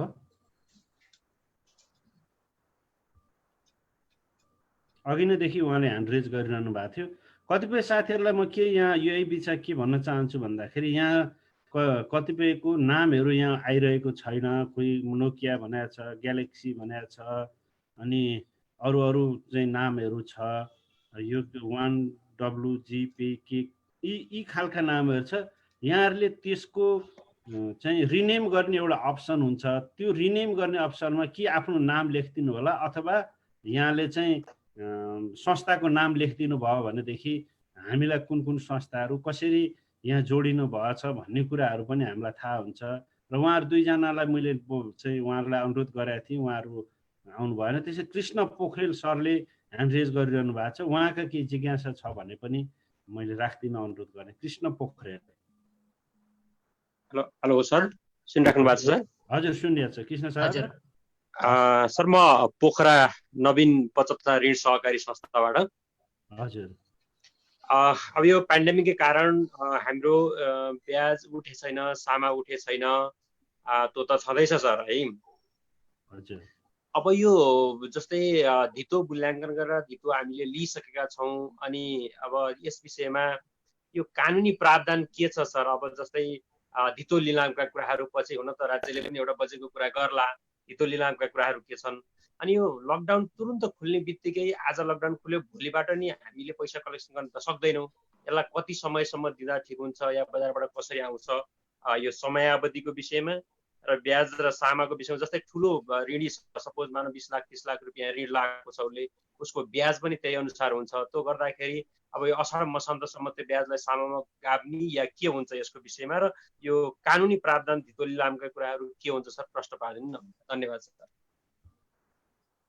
प्रेमजी सुनिरहनु भएको छ? हजुर हजुर। अब सरले राख्नु भएको प्रश्न चाहिँ एउटा चाहिँ के लाग्यो भने धितो मूल्याङ्कनको कुरामा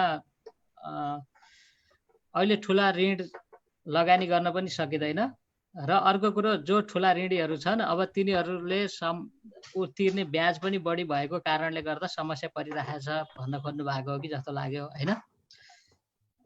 अनि अर्को कुरा चाहिँ मूल्य के अरे अहिले लिलामी गर्ने कुरा चाहिँ कसरी अगाडि बढ्न सक्छ भन्ने कुरालाई पनि जोड्नु भएको कि जस्तो पनि लाग्यो। अब हेर्नुहोस् संस्थाको सर्भाइभल, यो मैले अघि पनि जोड्न खोजेँ, करेक्सन र करेक्टिभ एक्सन चाहिँ फरक कुरा हो भन्न चाहन्छु है। जस्तो कि मैले अहिले कतिपय संस्थाहरू मैले एक्सेस कार्यक्रम हेर्दाखेरिमा जुन संस्थाले रेगुलर के अरे यो नियमित मासिक किस्तामा लगानी गर्थ्यो अर्थात् ब्याज चाहिँ मासिक उठाउने गरी गर्दथ्यो, त्यो संस्थाहरूको चाहिँ 8 महिनाको पर्फर्मेन्स राम्रो भएको कारणले गर्दाखेरिमा अहिलेको पेन्डेमिकको असर चाहिँ कम परेको छ है। जुन संस्थाको चाहिँ नि त्रैमासिक खेती हुने गर्दथ्यो अर्थात् एकदमै प्रेसर गरेपछि मात्रै आउने खालको हुन्थ्यो, त्यो कुरा सदस्यले पहिल्यै सिकाउन सकिएको थिएन। ती संस्थाहरूमा चाहिँ अहिले यो प्रब्लम चाहिँ धेरै रेज भएको छ।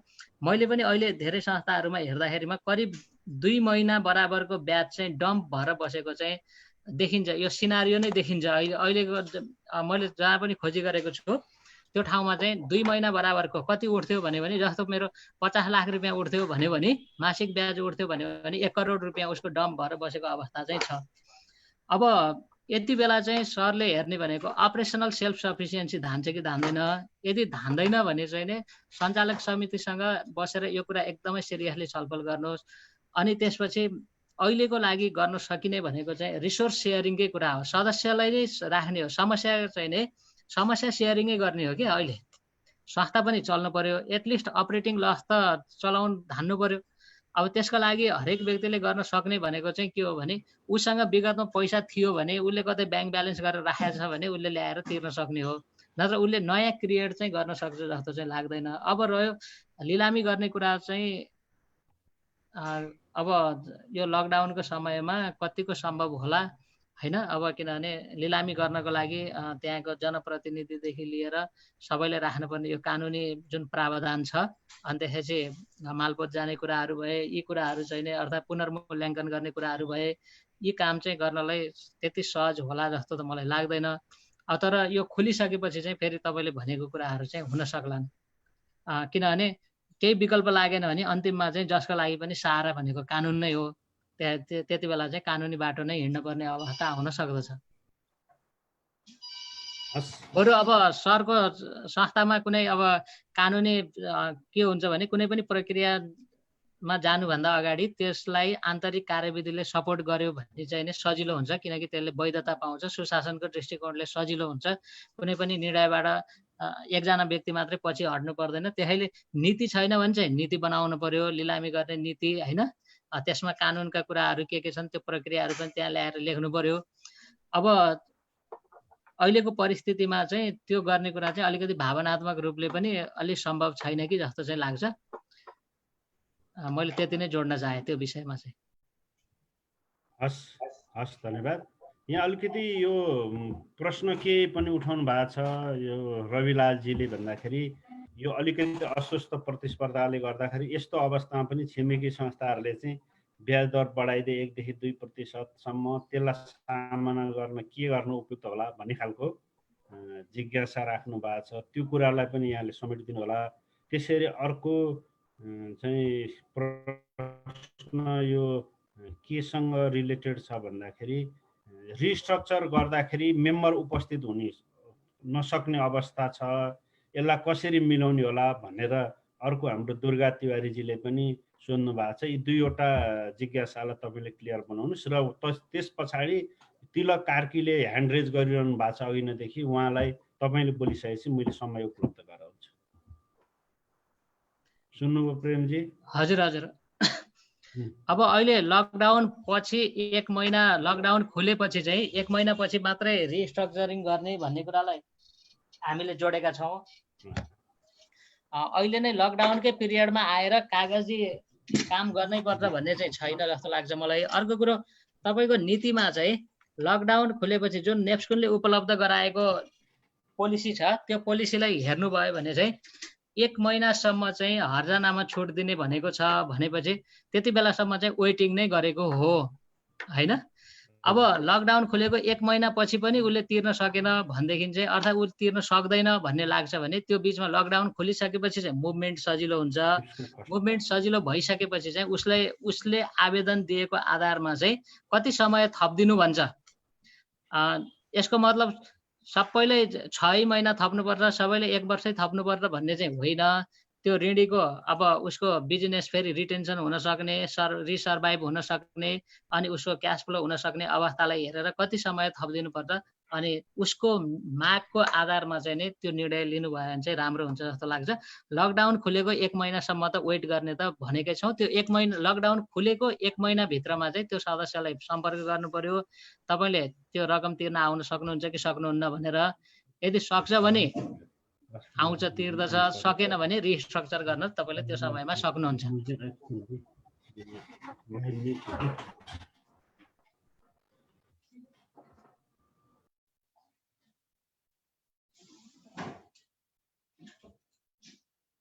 कुनै चार्ज लिएर गर्ने कि त्यत्तिकै गर्ने पनि भन्नुभएको छ। यसमा चाहिँ अब तपाईँहरू आफ्नो संस्थाले के कस्तो खालको नियम बनाएर आफ्नो सदस्यहरूको लागि के सुविधायुक्त हुन्छ त्यसैको लागि पनि मैले अनुरोध गर्न चाहन्छु। मैले अघि नै नाम लिएको तिलक कार्कीजी हुनुहुन्छ भने उहाँलाई अनम्युट गरिदिन सौभाग्यजीलाई भन्छु र उहाँले केही आफ्नो कुराहरू राख्नु होला। तिलक कार्की। हेलो हजुर, ल भन्नु सर। नमस्कार। नमस्कार। सर्वप्रथम त म निस्कुन परिवारप्रति जुन एउटा कार्यक्रम यो गर्नुभयो त्यसप्रति धेरै आभार व्यक्त गर्न चाहन्छु। हजुर, धन्यवाद सर। आज भएका जुन वित्तीय साक्षरतासँग सम्बन्धितका केही स्लाइडहरू मैले स्क्रिनसट पनि गरेँ, केही चाहिँ गर्न पाएको छुइनँ। त्यो चाहिँ अब इमेल मार्फत चाहिँ पठाउने व्यवस्थापन भएपछि म फेरि पनि निस्कुन परिवारप्रति आभारी हुने थिएँ भन्ने अन्य कुराहरू त ठिकै छन् सर। हस्, धन्यवाद। विशेष गरिकन त्यो स्लाइडको सन्दर्भमा सर।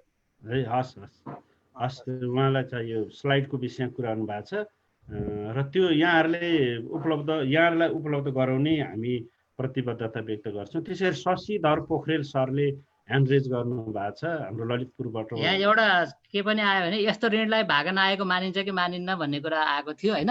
म चाहिँ एसियाली ऋण महासङ्घले अस्ति वेबिनारमा राखेको धारणालाई सेयर गर्छु है।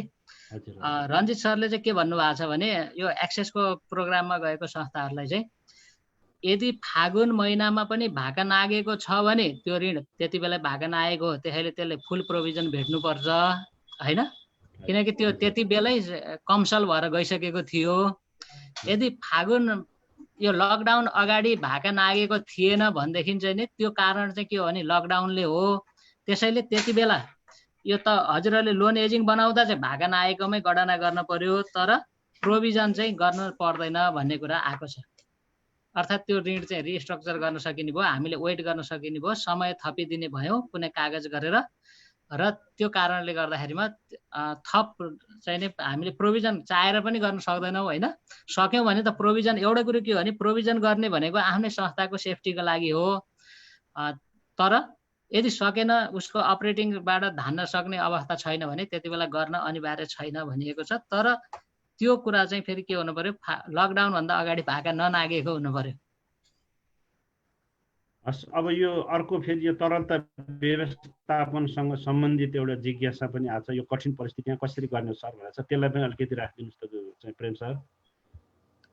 यो चाहिँ तरलता व्यवस्थापनको कुरामा त हाम्रो तालिमले अस्तिको तालिमले पनि असाध्य धेरै कुरा समेटिसकेको थियो। अब जसले सोध्नुभयो फेरि त्यो तालिमलाई कतै एकपटक फेरि हेर्नुभयो भने त्यहाँ सरले धेरै उत्तरहरू पाउनुहुन्छ। अब लिक्विडिटीको कुरा त प्रोजेक्सन नै गर्ने हो सर। मैले 2-3टा कुरालाई जोड्न खोजेँ। एउटा चाहिँ लिक्विडिटीको लागि चाहिँ यति बेला गर्न सकिने भनेको एउटा चाहिँ स्ट्रेस टेस्टिङ गर्नुहोस् भनेको के हो भने ठुला बचतकर्ताबाट ऋण के अरे पैसा झिक्ने प्रेसर आयो भने तपाईँलाई कतिसम्म असर पर्दछ भन्ने कुरा, टप 10 डिपोजिटर्सले कति प्रेसर क्रिएट गर्छ, टप 20 डिपोजिटर्सले कति प्रेसर क्रिएट गर्छ भन्ने कुरा हेर्न सकिने भयो। अर्को चाहिँ नि पाउनुपर्ने पैसाको चाहिँ नि कस्तो फ्लो छ त, इनफ्लो। अब तपाईँले पाउनुपर्ने पैसाको चाहिँ कति प्रतिशतले कलेक्सन गर्न सक्नु भएको छ। जस्तो कि अहिले पाउनुपर्ने पैसा थियो 100मा चाहिँ 30% मात्रै कलेक्सन छ भने अब तपाईँले अलिकति सिचुएसन बिग्रिँदै गएको छ भने अब चाहिँ यो पैसाको अझ दर घट्दै जान्छ है भनेर अर्को महिना चाहिँ नि 25 होइन, अर्को महिना 20 गरेर प्रोजेक्सन गर्नु पर्यो। अनि अर्को कुरा चाहिँ के पनि हुन्छ भने यो प्रोजेक्सन गर्ने कुरामा चाहिँ अहिलेसम्म सदस्यले पैसा झिक्न आएको छैनन् भने अब झिक्न आउँछन् है भनेर प्रोजेक्सन चाहिँ गर्नु होला। किनकि बेसिक निड्सको लागि अब 50,000 होला, 1 लाख होला, अब 70,000 होला होइन, जो अहिलेसम्म हामीलाई युज नगरेको मेम्बर छ नि पैसा झिक्नलाई। तर यो लकडाउनको परिस्थिति अझ थपिँदै गयो भने चाहिँ एक दिन न एक दिन आउँछ भनेपछि कमसेकम लकडाउन 2 महिना गयो। अब प्रोजेक्सन के गर्न सक्नुहुन्छ भने 4 महिनामा एकपटक चाहिँ कम्तीमा आउँछ एउटा सदस्य भन्ने कुरा पनि प्रोजेक्सन गर्न सक्नुहुन्छ। अब अहिले पैसाको माग हुने कारण के चाहिँ हुन सक्ला भने कृषि खेतीका लागि चाहिँ पैसाको माग हुन सक्ला, त्यो कुरालाई पनि ख्याल गर्नु होला। र त्यो भनेको चाहिँ day to day pressure check गर्ने नै हो। र यति बेला सरले कति बचतकर्तालाई चाहिँ नि कतिको विश्वासमा लिइराख्न सक्नुहुन्छ भन्ने कुरा चाहिँ धेरै महत्त्वपूर्ण कुरा छ। फेरि जुन टप अब सरको संस्थाको साइज कत्रो छ त्यो अनुसार चाहिँ टप 100 डिपोजिटर्सको चाहिँ नेम लिस्ट बनाउनुहोस् र एकपटक सबैलाई कल गर्नुहोस् र अनि त्यसपछि विथ त्यो लिक्विडिटी प्रेसर पर्छ कि पर्दैन भनेर चाहिँ एउटा माइन्ड मेकअप चाहिँ गरिराख्न सक्नुहुन्छ। हस् अघि नै यहाँले भनिसक्नु भएको छ। अहिले जुन तरलता व्यवस्थापनको सन्दर्भमा हामीले नेप्सकुन तालिम केन्द्रमा पहिला हामीले दिएको तालिमका विषयहरूमा पनि त्यहाँ हामीले हाम्रा प्रेजेन्टेसनहरू राखेका छौँ। उहाँहरूले त्यहाँ सर्च गरेर हेर्नु भयो भने तरलता व्यवस्थापनसँग सम्बन्धित धेरै कुराहरू हामीले त्यहाँ राखेका छौँ। र अब म लगभग यसलाई कन्क्लुडतिरै जान्छु। दुईजना साथीहरूले यहाँ ह्यान्ड रेज गर्नुभएको छ। एकजना शशिधर पोखरेल सर, उहाँलाई मैले अघि नै पनि नाम उच्चारण गरिसकेका छु। उहाँलाई चाहिँ टु द पोइन्ट केही कुरा राखिदिन अनुरोध गर्छु। शशि सर। नेप्सकुनलाई सबभन्दा पहिले त धन्यवाद दिन चाहन्छु। र मैले अरू कुरा भन्दा पनि यो अघि उहाँको स्लाइडमा जुन देखिएको थियो यो प्रभावकारी ब्याज दर र ब्याज दरको विषयमा अलिकति कुरा राख्नु भएको थियो। प्रभावकारी ब्याज दरको विषयमा चाहिँ अलिकति राखिदिनुहुन्छ कि भनेर मैले चाहिँ अलिकति प्रेमजी प्रभावकारी ब्याज दरको विषयमा के भन्न खोजिएको हो भने नि सर, यो इफेक्टिभ रेट र इफेक्टिभ इन्ट्रेस्ट रेट र रेट मात्रै इन्ट्रेस्ट रेटमा मात्रै चाहिँ फरक हुन्छ होइन।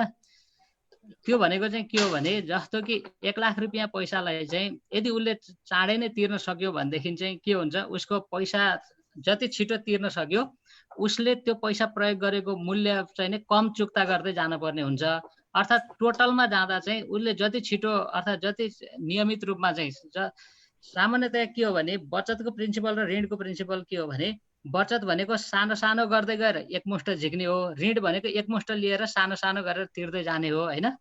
यो चाहिँ सदस्यलाई एजुकेट गर्न सक्यो भने चाहिँ हामीले चाहिँ के भन्न सक्छौँ भने ब्याज दर त्यति नै भए पनि तपाईँको वास्तविक लागत दर चाहिँ कम पर्न आउँदछ है। तपाईँले वर्षभरिमा तिर्ने ब्याज चाहिँ कम हुन आउँदछ। त्यसैले यसलाई नियमित मासिक किस्ता तिर्ने गर्नुहोस् भनेर यो सिकाउने विधि हो।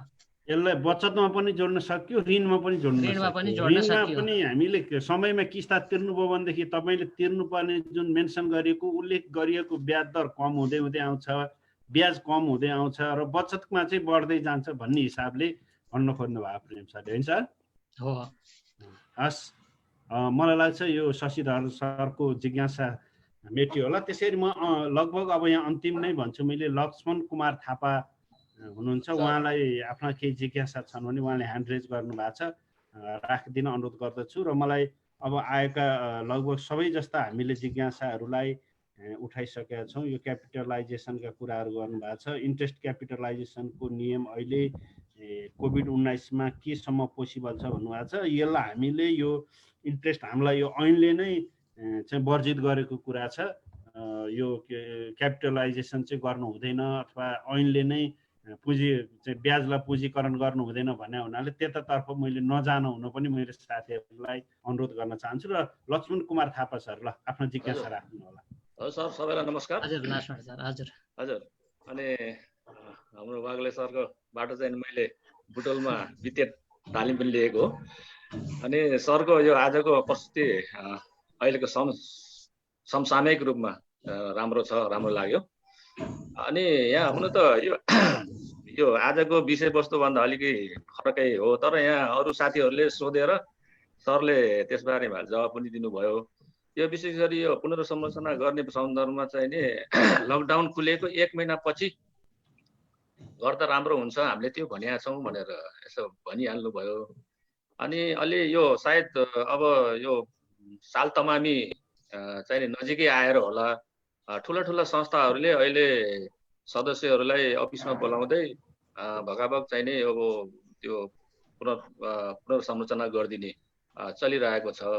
अब हामी अलि मध्यम खालको संस्था परियो, तर हामीभन्दा धेरै ठुला अथवा धेरै सङ्ख्या भएका सदस्यहरूको चाहिँ नि यो पुनर्संरचना गर्ने सुरु भइसकेको हामीले सूचना पाएका छौँ।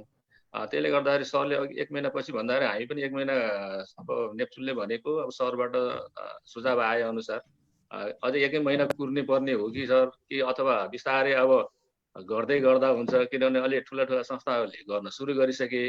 त्यही भएर हामी अहिले सदस्यहरूको बिहेभियर र तिर्न सक्ने क्षमताको अध्ययन गर्दैछौँ। उहाँहरूको पेसागत के छ, कसो छ, आएको आम्दानीको स्रोतहरूमा के असर परेको छ भनेर आन्तरिक रूपमा विश्लेषण गर्ने क्रममा छौँ।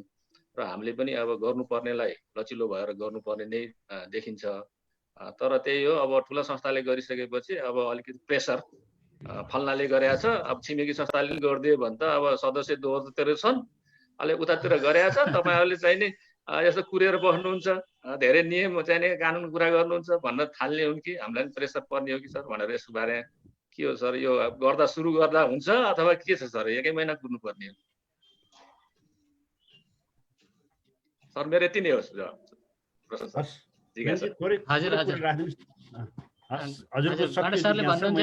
हामी अब लगभग हामी नजिक 1 बज्न लागिसकेको छ।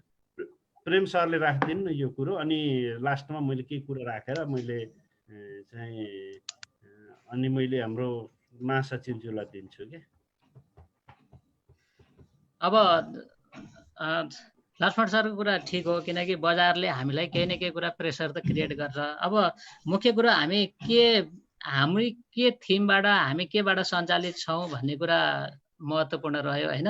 यति बेला चाहिँ मान्छेलाई मुभमेन्ट गर्दाखेरिमा संक्रमण बढिरहेको अवस्थामा, किनकि अहिले 3 डिजिटमा देखिन थाल्यो। अब यति बेला चाहिँ कुनै एउटा संस्थाले गर्यो भनेर बोलाउने कि नबोलाउने भन्ने कुरा मैले यसरी नै बोलाउन उपयुक्त हुन्छ पनि भन्न सकिनँ, बोलाउन हुँदैन पनि भन्न सकिनँ।